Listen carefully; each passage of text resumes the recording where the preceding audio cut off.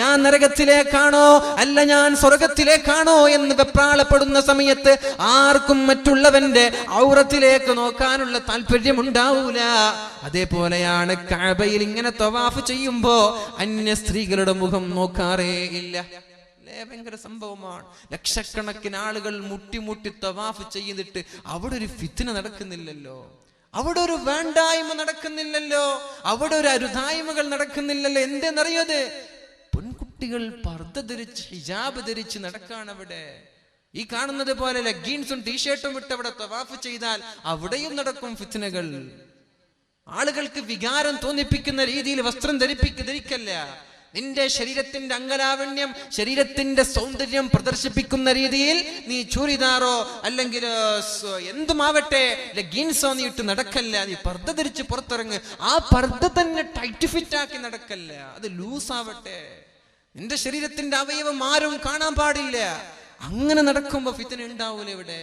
അല്ലാതെ ശരീരത്തിന്റെ പർദ്ദ ധരിച്ചു, അകത്ത് എന്തൊക്കെയാണ് ധരിച്ചതെന്ന് പുറത്തു നോക്കിയാൽ കാണാ. ഇങ്ങനെയൊക്കെ പർദ്ദ ധരിച്ച് നടക്കുന്ന ആളുകളില്ലേ? എന്തിനാണ് ദൂരെ വെച്ചൂടെ? എന്തിനാണ് അതൊക്കെ ധരിക്കുന്നത്? ആരെ കാണിക്കാനാ? ആരുടെ മുമ്പിലായി അഭിനയമൊക്കെ നിർത്തിവെച്ചൂടെ? സ്വർഗത്തിലേക്ക് പോകണമെന്ന് ആഗ്രഹിക്കുന്ന ഉമ്മ പങ്ങന്മാരെ, നിങ്ങളോടാണ് ഇത് പറയുന്നത്. യാ അയ്യുഹല്ലദീന ആമനൂ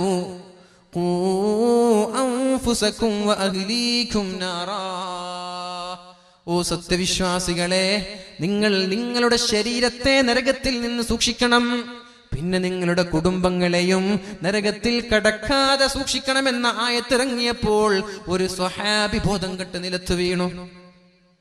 നമ്മൾക്ക് എന്തെങ്കിലും മാറ്റം വന്ന് ഈ ആയത്ത് കേട്ടിട്ട് ഉണ്ടോ? ഈ ആയത്ത് കേട്ടപ്പോഴേക്കും സ്വഹാബി ബോധം കെട്ട് നിലത്ത് വീണുന്ന അല്ലാഹുവിന്റെ ഹബീബായ റസൂലുള്ളാഹ് അവിടെ കിടന്നിങ്ങനെ പിടക്കുകയാണ്.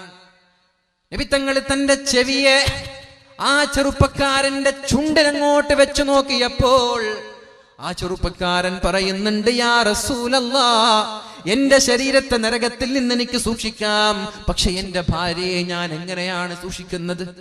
എന്റെ മക്കളുടെ കാര്യം ഞാൻ എങ്ങനെയാണ് ചെയ്യുന്നത്? മക്കളെയും ഭാര്യയെയും നരകത്തിൽ നിന്ന് കാക്കണമെന്നല്ലേ പരിശുദ്ധ ഖുർആൻ പറയുന്നത്? ഭാര്യയെയും മക്കളെയും നരകത്തിൽ നിന്ന് സൂക്ഷിക്കാതെ ചെറുപ്പക്കാരാ, നമ്മൾക്കും സ്വർഗത്തിലേക്ക് പോകാൻ പറ്റൂല എന്നല്ല പറയുന്നത് എന്ന് പറഞ്ഞുകൊണ്ട് അട്ടഹസിച്ച് മരിച്ചു പോവുകയാണ് സ്വഹാബി. അല്ലാഹുവിന്റെ ഹബീബ് പറഞ്ഞു, ദഖലൽ ജന്ന, നീ പറയൂ ലാ ഇലാഹ ഇല്ലല്ലാഹ്. അവന്റെ ചെവിയുടെ അടുത്തേക്ക് ചെന്നുകൊണ്ട് നബി തങ്ങൾ പറഞ്ഞു, മോനെ നീ ലാ ഇലാഹ ഇല്ലല്ലാഹ് എന്ന് പറയ്. അയാള് പറഞ്ഞു ലാ ഇലാഹ ഇല്ലല്ലാഹ് എന്ന് പറഞ്ഞ് അട്ടഹസിച്ചുകൊണ്ട് മരിച്ചുപോയി. നബി തങ്ങൾ പറഞ്ഞു, ദഖലൽ ജന്ന, ഇയാൾ സ്വർഗത്തിലാണെന്ന് റസൂലുള്ളാഹ്. കുടുംബത്തെ സൂക്ഷിക്കണം, സ്വന്തം തടി സ്വന്തം കാര്യം ചിന്താ നടക്കൂല. നമ്മളെല്ലാം നമ്മുടെ വീട്ടുകാർ രക്ഷപ്പെടണം, നമ്മുടെ ഭാര്യ രക്ഷപ്പെടണം, നമ്മുടെ മക്കൾ രക്ഷപ്പെടണം, എങ്കിലേ നമ്മൾക്ക് രക്ഷപ്പെടാൻ പറ്റൂ. അല്ലാഹു രക്ഷപ്പെടുത്തട്ടെ. അല്ലാഹു നമ്മുടെ മക്കളെ സ്വാലിഹ്യങ്ങളിൽ പെടുത്തട്ടെ. അല്ലാഹു നമ്മളെയും സ്വാലിഹ്യങ്ങളിൽ പെടുത്തട്ടെ. അപ്പൊ ഞാൻ പറഞ്ഞു വന്നത്, നമ്മുടെ മക്കളോ നമ്മുടെ പെങ്ങളോ നമ്മുടെ ഭാര്യയോ തലമറക്കാതെ മുടി അന്യ പുരുഷന്മാർക്ക് കാണുന്ന രീതിയിൽ വെളിവാക്കി നടക്കുന്നുണ്ടെങ്കിൽ ഉത്തരവാദി വീട്ടുകാരനാണ്. ആ വീട്ടിൽ ഭാര്യയാണെങ്കിൽ അവന്റെ ഭർത്താവാണ്, മകളാണെങ്കിൽ അവരുടെ ഉപ്പയാണ്, അവരുടെ ആങ്ങളമാരാണ്. നിങ്ങളോട് ചോദ്യമുണ്ട്, ഇവരോട് മാത്രമല്ല. അതുകൊണ്ട് അങ്ങനെ വീട്ടിൽ നിന്ന് പുറത്തിറങ്ങുമ്പോൾ വിളിച്ചിട്ട് ഇങ്ങോട്ട് വാടി എന്ന് പറഞ്ഞിട്ട് മുടി മറച്ചിട്ട് പുറത്തിറങ്ങാൻ പാടുള്ളൂ എന്ന് പറയാനുള്ള ചെങ്കൂറ്റം നമ്മൾക്ക് വേണം. ഇല്ലെങ്കിൽ നമ്മൾ ആണ് എന്ന് പറഞ്ഞിട്ട് നടന്നിട്ട് കാര്യമുണ്ടോ? മീശ വന്നത് കൊണ്ടാണാവില്ലല്ലോ. അതുകൊണ്ട് പൊന്നു സഹോദര, നമ്മുടെ വീട്ടിൽ നിന്ന് പുറത്തിറങ്ങുന്ന പെണ്ണ് അവൾ മുടി മറച്ചിട്ടുണ്ടോ എന്ന് നമ്മൾ ശ്രദ്ധിക്കുക. അല്ലാഹു തൗഫീഖ് ചെയ്യട്ടെ. പിന്നെ പെണ്ണുങ്ങൾ ഇതൊക്കെ ഒരു വാശിയോടെ ഇതൊക്കെ നടക്കട്ടെ. നിങ്ങളാരാ പറയാം എൻ്റെ ഇഷ്ടം പോലെ ഞാൻ ജീവിക്കും എന്നാണ് നിങ്ങൾക്ക് പറയാനുള്ളെങ്കിൽ കുഴപ്പമില്ല, നിങ്ങൾ ജീവിച്ചോളൂ. നിങ്ങളുടെ ജീവിതം നിങ്ങൾക്ക് വിട്ടുതരാൻ സ്വർഗത്തിൽ പോകണമെന്ന് ആഗ്രഹിക്കുന്ന പെണ്ണുങ്ങളോടും പെങ്ങന്മാരോടും മക്കളോടും ഉമ്മമാരോടുമാണ് ഈ വിഷയം ഇവിടെ ചർച്ച ചെയ്യുന്നത്. രണ്ടാമത്തെ കാര്യം വറഅയ്തും റഅതൻ മുഅല്ലഖതൻ ബിലിസാനിഹാ വൽഹമീമു യുസബ്ബു അലൈഹാ വൽഹമീമു യുസബ്ബു ഫീ ഹൽഖിഹാ. അല്ലാഹുവിന്റെ ഹബീബ് കരയാനുള്ള കാരണമാണ് ഇവിടെ വിശദീകരിക്കുന്നത്. അലിയേ, ഇസ്രാഇന്റെ രാത്രിയിൽ ഞാൻ രാപ്രയാണം നടത്തിക്കൊണ്ടിരിക്കുമ്പോൾ നരകത്തിൽ മറ്റൊരു പെണ്ണിനെ എനിക്ക് കാണാൻ സാധിച്ചു. ആരാണ് ആ പെണ്ണ്? മുഅല്ലഖതൻ ബിലിസാനിഹാ, അവളുടെ നാവിനെ അല്ലാഹു പിടിച്ചു ബന്ധിച്ചു വെച്ചിട്ടുണ്ട്. അവളുടെ നാവിനെ അല്ലാഹു കെട്ടിവെച്ചിട്ടുണ്ട്. നരകത്തിലാണിത്, നരകത്തിലാണ് കെട്ടിവെച്ചിട്ടുള്ളത്. വൽ ഹമീമു യുസബ്ബു ഫീ ഹൽഖിഹാ, അവളുടെ തൊണ്ടയിലേക്ക് അല്ലാഹു ശക്തമായ ചൂടുള്ള ചീഞ്ചലങ്ങൾ ഒഴിച്ചു കൊടുക്കുന്നുണ്ട്. മഅദല്ലാഹ്, അല്ലാഹു നമ്മളെ രക്ഷപ്പെടുത്തട്ടെ. ഇതൊക്കെ കഴിഞ്ഞു പോയ സംഭവങ്ങളല്ല, ഇന്ന് നടക്കുന്ന നമ്മുടെ പെണ്ണുങ്ങളുടെയൊക്കെ സംഭവം. അവർക്കുള്ള ശിക്ഷ അല്ലാഹു മുൻകൂട്ടി കാണിച്ചു കൊടുക്കാൻ. എന്തിനെന്നറിയാതെ, ഇത് കണ്ടിട്ടെങ്കിലും നമ്മുടെ മക്കള് മാറട്ടെ, ഇത് കേട്ടിട്ടുണ്ടെങ്കിലും നമ്മുടെ മക്കളിൽ ഒരു മാറ്റം വരട്ടെ എന്ന് കരുതി അള്ളാഹുവിന്റെ ഹബീബിന് പഠിപ്പിച്ചു കൊടുക്കാൻ. നാവിനെ പിടിച്ചു കെട്ടി അവളുടെ തൊണ്ടക്കുഴിയിലേക്ക് ശക്തമായ ചൂടുള്ള ചീഞ്ചലങ്ങൾ അള്ളാഹു ഒഴിക്കുകയാണ്, മാലാക്കമാർ ഒഴിക്കുകയാണ്. മദിനബിയേ മതി, എന്താണ് ഈ പെണ്ണ് ചെയ്ത കുറ്റമെന്ന് പറഞ്ഞു തരുമോ റസൂലേ? ഉപ്പാ ഒന്ന് പറഞ്ഞു തരുമോ എന്ന് ഫാത്തിമ റളിയല്ലാഹു അൻഹാ നബി തങ്ങളെ പറയാൻ തുടങ്ങി. അൽ മുഅല്ലഖതു ബിലിസാനിഹാ, നാവിനെ ബന്ധിച്ചു വെച്ച് അവളുടെ തൊണ്ടക്കുഴിയിലേക്ക് ചീഞ്ചലങ്ങളെ അല്ലാഹു ഒഴിച്ചു കൊടുക്കുന്നത് ഏത് പെണ്ണിനെന്നറിയോ? കാനത്ത് തുഅ്ദി സൗജഹാ, ഭർത്താവിനെ ബുദ്ധിമുട്ടിക്കുന്ന പെണ്ണായിരുന്നു അത്, ഭർത്താവിനെ വിഷമിപ്പിക്കുന്ന പെണ്ണായിരുന്നു അത്. ജോലി കഴിഞ്ഞ് ജോലിയുടെ ഭാരം സഹിക്കാൻ കഴിയാതെ വീട്ടിലേക്ക് കടന്നു വന്നു.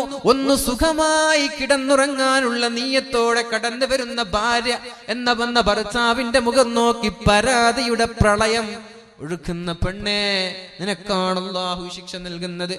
ജോലിയുടെ ക്ഷീണമൊക്കെ കഴിഞ്ഞൊന്ന് ഉറങ്ങട്ടെ, കിടന്നുറങ്ങട്ടെ, ഒന്ന് സ്വസ്ഥമായി ജീവിക്കട്ടെ എന്ന് കരുതി വീട്ടിലേക്ക് വരുമ്പോഴേക്കും വീട്ടിൽ നിന്ന് ഭാര്യ തുടങ്ങി പരാതികളുടെ പ്രളയങ്ങൾ, പരാതിയോട് പരാതി. ഞാൻ അത് പറഞ്ഞിട്ട് നിങ്ങൾ ചെയ്തില്ലല്ലോ, ഞാൻ വിളിച്ചിട്ട് ഫോൺ എടുത്തില്ലല്ലോ, അല്ലെങ്കിൽ എനിക്ക് ഫോൺ വിളിച്ചില്ലല്ലോ, അങ്ങനെ 100 കൂട്ടം പരാതികൾ. ഒരു പരാതി പെട്ടിയായി നീ മാറല്ല. കുറച്ചൊക്കെ അഡ്ജസ്റ്റ്മെന്റ് വേണ്ടേ? കുറച്ചൊക്കെ നമ്മൾ കണ്ടറിയണ്ടേ? വിഷമങ്ങളൊക്കെ നമ്മൾ കുറച്ചൊക്കെ സഹിക്കണ്ടേ? ഈ സഹിക്കാതെ എങ്ങനെയാണ് സ്വർഗം ലഭിക്കുക? വിഷമങ്ങൾ ഉണ്ടാകുമ്പോൾ ക്ഷമിക്കാനുള്ള ശരീരമുണ്ടോ?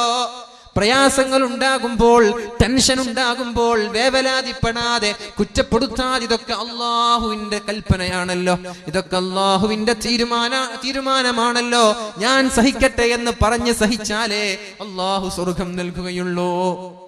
അള്ളാഹുവിന്റെ ഹബീബ് പറയാൻ, കാനത്ത് തുഅ്ദി സൗജഹാ, ഭർത്താവിനെ ബുദ്ധിമുട്ടിക്കുന്ന പെണ്ണേ, നിനക്ക് സ്വർഗം നീ സ്വപ്നം കാണണ്ട. 2 മാസത്തെ അവധിക്ക് വേണ്ടി ഗൾഫിൽ നിന്ന് നാട്ടിലേക്ക് വന്നതാണ്. പക്ഷേ 2 ആഴ്ച കഴിയുമ്പോഴേക്കും നാടുമടുത്തു, നാട്ടിലെ ഗൾഫിലേക്ക് തന്നെ തിരിച്ചുപോയി. എന്തേ പ്രശ്നം? ഇവളുടെ അടുത്ത് എനിക്ക് ജീവിക്കാൻ പറ്റൂല, ഇവളുടെ അടുത്ത് എനിക്ക് ജീവിക്കാൻ പറ്റൂല. 2 ആഴ്ചയാകുമ്പോഴേക്കും എടുക്കാൻ തുടങ്ങി. അടിപിടി കൂടാൻ, ആവശ്യമില്ലാത്ത പ്രശ്നങ്ങൾ ഉണ്ടാക്കാൻ. ഒരാവശ്യമില്ല പ്രശ്നങ്ങൾ ഉണ്ടാക്കേണ്ട, ആവശ്യമില്ലാത്ത ആണുങ്ങൾ സ്വപ്നത്തിന് പോലും ചിന്തിക്കാത്ത കാര്യം വെച്ചിട്ടാ ഭാര്യമാർ കുറ്റപ്പെടുത്തുക. അങ്ങനല്ലേ? അങ്ങനെ വീണ്ടും ഗൾഫിലേക്ക് തന്നെ തിരിച്ചുപോയി. ഇയാൾക്ക് എന്ത് ജീവിതമാണ്? ഇയാളുടെ പൈസ കൊണ്ട് നീ സുഖിക്കുന്നുണ്ട്, ഇയാൾ അയച്ചു തരുന്ന കറൻസികൾ കൊണ്ട് നീ അടിച്ചു പൊളിക്കുന്നുണ്ട്. നിനക്ക് ഇവിടെ ജീവിതം, അയാളവിടെ കഷ്ടപ്പെടുന്നത് നീ കണ്ടറിഞ്ഞോ? ഉംറക്ക് പോയപ്പോ നമ്മുടെ നാടിന്റെ തൊട്ടപ്പുറത്തുള്ള ഒരു നാട്ടിലൊരു ചെറുപ്പക്കാരൻ എനിക്ക് കാണാൻ സാധിച്ചു. ഹൗസ് ഡ്രൈവറാണ്, പാവമാണ്. എന്നിട്ട് എന്നോട് പറഞ്ഞു, ഉസ്താദ് നിങ്ങൾ എവിടെയാണ്? ഞാൻ എവിടേക്ക് വരാം, പാവമാണ്. ഞാൻ പറഞ്ഞു, 4 സ്ഥലത്തുണ്ട്. നോക്കുമ്പോൾ ഒരുപാട് ദൂരമാണ്. ഞാൻ എവിടെ വന്നാൽ അറബിയുടെ ശകാരം കേൾക്കേണ്ടി വരും.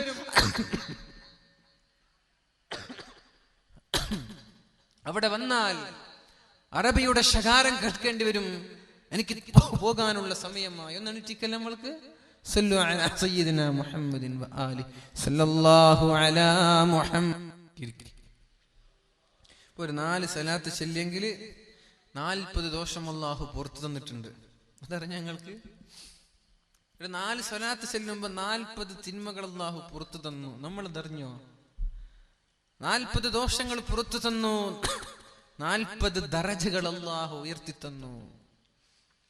അല്ലാഹുവിന്റെ മാലാഖമാർ നമ്മൾക്ക് വേണ്ടി സ്വലാത്ത് ചൊല്ലി. അതേപോലെ 40 നന്മകൾ അല്ലാഹു നമ്മുടെ ഏടിൽ എഴുതി വെച്ചു.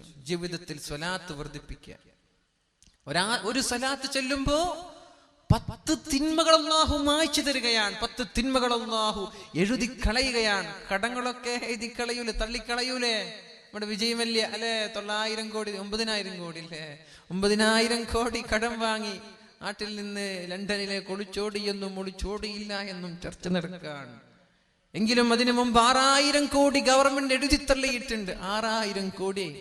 നമ്മളൊരു 100 രൂപ കൊടുക്കാൻ അങ്ങോട്ട് വൈകിയ പിന്നെ ജപ്തിയായി, പിന്നെ നോട്ടീസായി, പിന്നെ പിടിച്ചു വെക്കലായി, പിന്നെ കേസായി. സുബ്ഹാനല്ലാഹ്, പറയണോ? 6,000 കോടി എഴുതി തള്ളി എന്ന് പറഞ്ഞ് ഇത് ആരുടെ പണമാണ്? പാവങ്ങളുടെ പണമാണ് ഇതൊക്കെ. എന്നിട്ട് 9,000 കോടി വേറെ കടവുമായി നാട് വിട്ട് അവിടെ സുഖിച്ച് ജീവിക്കുക. അങ്ങനെ എഴുതിത്തള്ളുന്ന കൂട്ടത്തിൽപ്പെട്ട ദോഷങ്ങൾ, ചെറുദോഷങ്ങൾ, ഒരു സ്വലാത്ത് ചെല്ലുമ്പോ 10 ദോഷങ്ങൾ അല്ലാഹു എഴുതിത്തള്ളുമെന്നാണ്. അതേ ഒരു സ്വലാത്തിന് 10 നന്മകൾ അല്ലാഹു എഴുതി വെക്കും നമ്മൾക്ക്. അതേ സ്വലാത്തിന് 10 ദറജകൾ അല്ലാഹു നമ്മൾക്ക് ഉയർത്തിത്തരും. അതേപോലെ ഒരു മലക്കിനെ ഏൽപ്പിക്കും ഖിയാമത്ത് നാൾ വരെ നമ്മൾക്ക് വേണ്ടി സ്വലാത്ത് ചൊല്ലാൻ. അല്ലാഹു സ്വീകരിക്കട്ടെ, അല്ലാഹു സ്വീകരിക്കട്ടെ. ഇതൊക്കെ തമാശയല്ല, ഇതൊക്കെ കളിയല്ല, ഇതൊക്കെ ജീവിതത്തിൽ പതിവാക്കി സിനിമ പാട്ടൊക്കെ പാടി നടക്കുന്ന നിർത്ത് പൊന്നു സഹോദര. ചൂടോടെ എന്നൊക്കെ പാട്ട് പാടി എന്താ കാര്യം? അതൊക്കെ പാട്ടും പാടി സോഷ്യൽ മീഡിയയിൽ അപ്ലോഡ് ചെയ്ത് എന്താ അതുകൊണ്ട് നിങ്ങൾക്ക് നേട്ടമുള്ളത്? അല്ലെങ്കിൽ ഈ സെൽഫി എടുത്ത ഫോട്ടോകൾ നമ്മളിങ്ങനെ പ്രചരിപ്പിച്ചിട്ട് എന്താ നേട്ടം? ഞാൻ പറയാൻ, ഈ ഒളിച്ചോട്ടങ്ങളുടെയോ അല്ലെങ്കിൽ ഈ അനാവശ്യങ്ങളുടെയോ ഇമേജുകളോ വീഡിയോകളോ നമ്മളായിട്ട് ഷെയർ ചെയ്യല്ല. അത് തെറ്റാണ്, കടുത്ത ഹറാമാണ് അതൊക്കെ. എന്തിനാണ് തിന്മകൾ പ്രചരിപ്പിക്കുന്നത്? തിന്മകൾ മറച്ചു വെക്കാനല്ലേ മുത്ത് റസൂലുള്ളാഹി സ്വല്ലല്ലാഹു അലൈഹി വസല്ലം നമ്മോട് പറഞ്ഞത്? തിന്മകൾ മറച്ചു വെക്കാനാണ്. നമ്മൾ തിന്മകൾ ഇങ്ങനെ അങ്ങോട്ടും ഇങ്ങോട്ടും പ്രചരിപ്പിക്കന്നെ. ആണ് വേറെ, പെണ്ണ് വേറെ. പിശാചിനൊരു പണിയില്ല, ശൈത്വാനിനൊരു പണിയില്ല, നോക്കി നിൽക്കുകയാണ്. പിശാചിന്റെ പ്രവർത്തനം നമ്മളങ്ങോട്ട് ഏറ്റെടുത്തു വാട്സപ്പിലൂടെ. തിന്മകൾ ഇങ്ങനെ പ്രചരിപ്പിച്ച് നടക്കരുത് ദയവ് ചെയ്ത്. ഒരു എന്ത് ഉള്ളതാവട്ടെ ഇല്ലാത്തതാവട്ടെ നമ്മളായിട്ട് വാട്സപ്പിലൂടെ, ഗ്രൂപ്പിലൂടെയോ ഫേസ്ബുക്കിലൂടെയോ സോഷ്യൽ മീഡിയകളിലൂടെയോ ഒരു തെറ്റും നമ്മൾ പ്രചരിപ്പിക്കില്ല എന്നൊരു പ്രതിജ്ഞ നമ്മൾ എടുത്തോളണം. ഇല്ലെങ്കിൽ എത്ര കാലം നമ്മൾ പ്രചരിപ്പിച്ച ഒരു തിന്മ, അത് ഉള്ളതാവട്ടെ ഇല്ലാത്തതാവട്ടെ, മീഡിയകളിൽ പ്രചരിക്കുന്ന കാലത്തോളം അതിന്റെ തിന്മകൾ നമ്മുടെ ഏടിൽ വന്നുകൊണ്ടേയിരിക്കും. അത് മറ്റൊരാൾ ഷെയർ ചെയ്യും, അതിനൊരാൾ ലൈക്ക് ചെയ്യുമ്പോൾ നിനക്ക് സന്തോഷമുണ്ട്. പക്ഷേ നിന്റെ ഏടുകളിൽ എഴുതി വെക്കുന്നത് തിന്മയാണ്. നീ അതിന്റെ കമന്റും ലൈക്കും നോക്കി നിൽക്കുകയാണ്. എന്റെ യാ അല്ലാഹ്, എന്റെ ഒരു ഇമേജ് എത്ര ആളാ ഷെയർ ചെയ്തത്, എത്ര ആളാ ലൈക്ക് ചെയ്തത്, എത്ര ആളാ കമന്റ് ചെയ്തത്. ഇനി ഒരു കമന്റും കിട്ടിയില്ലേ? മറ്റൊരാളുടെ ഇൻബോക്സിലേക്ക് മെസ്സേജ് ഒക്കെ, എടാ എന്റെ ഫോട്ടോക്ക് ഒന്ന് ലൈക്ക് തരണേ. എന്തൊരു ബെഗ്ഗിങ് ആയി ഇതൊക്കെ. എന്തിനാണിത്? ഇവിടെ ഇതുകൊണ്ടൊക്കെ നാളെ ആഖിറത്തിൽ രക്ഷപ്പെടുവോ? അതുകൊണ്ട് നന്മയ്ക്ക് വേണ്ടി ഉപയോഗിക്കുക. തിന്മകളിക്കൊക്കെ ഈ കാര്യങ്ങൾ നമ്മൾ ഉപയോഗിക്കരുത് എന്ന് ഞാൻ സാന്ദർഭികമായി ഉണർത്തുകയാണ്. ഏതായാലും ആ ചെറുപ്പക്കാരൻ അല്ലാത്ത ചെറുപ്പക്കാരനാണ്. 1,500 റിയാൽ ശമ്പളമുള്ള ഒരു ചെറുപ്പക്കാരൻ. അതിൽ തന്നെ ഭക്ഷണത്തിന്റെ ചെലവ് സ്വന്തമായി ഏറ്റെടുക്കണം. അറബി എപ്പോഴാണ് വിളിക്കുന്നത് അപ്പോഴേക്കും ഓടിപ്പോവണം. ഞാൻ പറഞ്ഞു, നീ എവിടെ നിൽക്കും, ഞാൻ അങ്ങോട്ട് വരാം. അങ്ങനെ സംസാരിക്കുന്നതിനിടയിൽ ഫോൺ നോക്കുന്നുണ്ട്. ഇടയ്ക്കിടെ അറബി വിളിക്കുന്നുണ്ടോ എന്ന് ഫോൺ നോക്കുന്നുണ്ട്. ഫോണിന്റെ ബാറ്ററി ഒന്ന് ഡൗൺ ആയപ്പോൾ പഠിക്കാൻ തുടങ്ങി. ഇതെങ്ങാനും സ്വിച്ച് ഓഫ് ആയി പോയാൽ പിന്നെ അറബിയുടെ ശകാരം ഞാൻ കേൾക്കേണ്ടി വരുമല്ലോ. ഇത്രയും കഷ്ടപ്പെട്ട് ജീവിക്കുന്നതിനിടയിൽ എന്നോട് ചോദിക്കുകയാണ്, പർച്ചേസ് നടത്തിയോ, വല്ലതും വാങ്ങിത്തരണോ? ആർക്കാണ് അവർ വാങ്ങിത്തരുന്നത് സഹിക്കാൻ പറ്റുക? നല്ല മനസ്സോടെ സ്വീകരിക്കാൻ പറ്റുക? ജീവിക്കാൻ വകയില്ലാതെ കുടുംബങ്ങളുടെ രണ്ടറ്റം കൂട്ടിമുട്ടിക്കാൻ വേണ്ടി പ്രയാസപ്പെടുന്ന പ്രവാസികളായ ആളുകൾ അവിടെ കഷ്ടപ്പെട്ട് ചോര നീരാക്കി ജോലി ചെയ്യുമ്പോ നമ്മൾ അതുകൊണ്ട് ഇവിടെ സുഖിച്ച് ജീവിക്കുകയാണ്. പെണ്ണേ, നിന്റെ ഭർത്താവ് അവിടെ അനുഭവിക്കുന്ന പീഡനങ്ങളുടെ കഥ നീ മനസ്സിലാക്കിയിട്ടുണ്ടോ? ഒരു ടാക്സി ഡ്രൈവർ പറയാണ്, സാധേ ഞാൻ രാവിലെ എണീക്കുന്നത് തന്നെ 200 റിയാൽ കടമായിട്ടാണ്. എല്ലാ ദിവസവും ഞാൻ എണീക്കുമ്പോൾ എനിക്ക് 200 റിയാൽ കടമാണ്. ഒരു റിയാലിന് 18 രൂപ, 100 റിയാലാകുമ്പോ 1800 രൂപ, 200 റിയാലാകുമ്പോ 3600 രൂപ കടവുമായിട്ടാണ് ഒരു ചെറുപ്പക്കാരൻ ദിവസവും എണീക്കുന്നത്.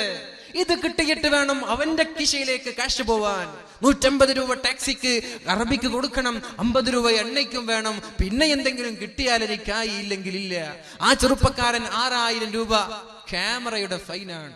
6000 നമ്മുടെ നാട്ടിലെ 6000 രൂപയല്ല, 6000 റിയാൽ. എങ്ങനെയാണ് ജീവിച്ചു പോകുന്നത്? അല്ലാഹു അലം. അല്ലാഹുവിന്റെ ജോലിയിലൊക്കെ ബർക്കത്ത് ചെയ്തിട്ട് വിഷമം തോന്നാണ്. വാർത്തകളൊക്കെ കേൾക്കുമ്പോ വല്ലാത്ത ബേജാറാവാണ്, വല്ലാത്ത വിഷമം തോന്നാണ്. ഇതൊക്കെ കാണാതെ, ഇതൊക്കെ തിരിച്ചറിയാതെ നമ്മുടെ പെണ്ണുങ്ങൾ ഇങ്ങനെ അടിച്ചു പൊളിക്കന്നെ. ടൗണായ ടൗണുകൾ, ഷോപ്പായ ഷോപ്പുകൾ. ഇവിടെ കേൾക്കാൻ സാധിച്ചത് കല്യാൺ സിൽക്സിൽ രാവിലെ പോയാൽ പിന്നെ വൈകുന്നേരം വരെ, രാത്രി വരെ തിരക്കന്നെയാണെന്ന്. ഫസ്റ്റ് ദിവസം തന്നെ 60 ലക്ഷത്തോളം കച്ചവടം എന്നാണ്. എന്താ ഇതിനു മുമ്പൊന്നും ഇവിടെ വസ്ത്രമില്ലാത്ത പ്രയാസം ഉണ്ടായിട്ടുണ്ടോ? ഒരു കല്യാൺ സിൽക്സ് വരുമ്പോഴേക്കും രാവിലെ മുതൽ വൈകുന്നേരം വരെ തപസ്സരിക്കാൻ ഇതിനു മുമ്പ് ഇവിടെ ഷോപ്പൊന്നും ഉണ്ടായിട്ടില്ലേ? ഇവിടെ ഇതിനു മുമ്പൊക്കെ എല്ലാവരും വിവസ്ത്രരായി നടന്നതാണോ? എന്താണിത്? സമ്പത്ത് കൊണ്ട് അടിച്ചു പൊളിക്കല്ല, ദൂർത്തടിക്കല്ല. നിങ്ങളുടെ ഭർത്താവ് കഷ്ടപ്പെട്ടുണ്ടാക്കുന്ന നാണയത്തൊട്ടുകൾ അള്ളാഹു നാളെ ചോദ്യം ചെയ്യുമെന്ന് പെണ്ണെ നീ കരുതിക്കോ. നാൾക്ക് ഓരോ വസ്ത്രം വേണല്ലേ, ദൈനംദിനം ഓരോ കുപ്പായം വേണമല്ലേ, ഓരോ ചെരുപ്പ് വേണമല്ലേ? ഇതിനൊക്കെ മറുപടി പറയണ്ടേ? ആ ഭർത്താക്കന്മാർ അവിടെ അനുഭവിക്കുന്ന ആ ഒരു പീഡന കഥ നീയൊന്ന് നിന്റെ കണ്ണുകൊണ്ട് കണ്ടാ പിന്നെ നീ ഒരു വർഷത്തിലൊരു വസ്ത്രമേ നീ ധരിക്കോ, നീ മനസ്സിലാക്കിക്കോ. ഇവിടെ സുഖിച്ച് ജീവിക്കാൻ, അവിടെയൊക്കെ മാന്യം നടക്കാൻ. എക്കണോമിക്കൽ ക്രൈസിസ്, ജോലി ഭീഷണിയിലാണ് പലരും. മൊബൈൽ ഷോപ്പുകൾ സ്വദേശിവൽക്കരണം നടത്താൻ. ആളുകളായ ജോലിക്കാർക്കൊക്കെ ലെറ്റർ വന്നു, നിങ്ങൾ ഒഴിഞ്ഞു പോയിക്കൊള്ളണം, ഇവിടെ നിൽക്കാൻ പാടില്ല. ആളുകളൊക്കെ ജോലിയുടെ ഭീഷണിയിലാണ്, ജോലി നഷ്ടപ്പെടുമോ എന്ന് ഭീഷണിയിലാണ്. ഇനി നമ്മുടെ ഗൾഫ് രാജ്യങ്ങളിലൊക്കെ മാന്യം സംഭവിച്ച് ഇങ്ങോട്ട് വന്നാ പിന്നെ നീ വസ്ത്രം ധരിക്കോ? പിന്നെ നീ 100 പവനും 50 പവനും സാരിയൊക്കെ നടക്കോ? അതുകൊണ്ടൊന്ന് കൺട്രോൾ ചെയ്യേ, ചെലവഴിക്കുമ്പോ കൺട്രോൾ ചെയ്യേ. വെള്ളത്തിന്റെ കഥ പറയണ്ടല്ലോ, വെള്ളമില്ല. മാർച്ച് മാസമേ ആയിട്ടുള്ളൂ. ഏപ്രിൽ മെയ് 2 മാസം ഇനി ശക്തമായ ചൂട് വരാനുണ്ട്. വെള്ളമില്ല, എവിടെ നോക്കിയാലും വെള്ളമില്ല. നമ്മളിങ്ങനെ ദൂർത്തടിച്ച് വെള്ളം തീർക്കന്നെ. പണ്ട് കാലങ്ങളിൽ 5 പേര് കുടിക്കുന്ന വെള്ളമാണ് ഇന്നൊരാൾക്കൊരു പാത്രം കഴുകാൻ ഉപയോഗിക്കുന്നത്. നമ്മളിത് മനസ്സിലാക്കിയിട്ടുണ്ടോ? ഒരു കിണ്ടി കൊണ്ടോ ഒരു കപ്പ് കൊണ്ടോ ഒരു കൂജ കൊണ്ടോ കുടിച്ചിരുന്ന നമ്മുടെ പഴയകാല ഉപ്പമാർ ഇന്നോ പൈപ്പ് ഇങ്ങനെ തിരിച്ചു വെക്കുക, എന്നിട്ട് അങ്ങോട്ടും ഇങ്ങോട്ടും തിരിച്ചും മറിച്ചും കഴുകന്നെ. 200 ലിറ്റർ 400 ലിറ്റർ 1000 ലിറ്റർ ഒക്കെ ഒരു ദിവസത്തിൽ വെള്ളം ഉപയോഗിച്ച് തീർക്കുക. പൊന്നു സഹോദരി, ഒരു ദിവസം കഴിഞ്ഞു, ഒരു മാസം കഴിഞ്ഞു, വെള്ളമില്ലാതെ വന്നാൽ എന്ത് ചെയ്യാൻ പറ്റും നമ്മൾക്ക്? ശാസ്ത്രജ്ഞന്മാർ 2 ഓക്സിജനും ഹൈഡ്രജനും കൂടിയാൽ H2O അല്ലെ, വാട്ടർ എന്ന് പറഞ്ഞാൽ H2O. 2 ഹൈഡ്രജനും 1 ഓക്സിജനും കൂടിയാ വെള്ളം ഉണ്ടാക്കാം. ഇതുവരെ വെള്ളം ഉണ്ടാക്കിയോ?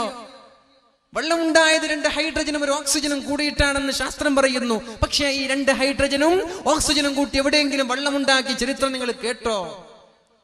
വെള്ളം വലിയ വിഷയമാണ്, സൂക്ഷിക്കുക. അല്ലാഹു തൗഫീഖ് ചെയ്യട്ടെ. അപ്പൊ ഞാൻ പറഞ്ഞു വരുന്നത്, പ്രവാസികളുടെ വിഷമം മനസ്സിലാക്കാതെ ഇവിടെ ദൂർത്തടിച്ച് ജീവിക്കല്ല.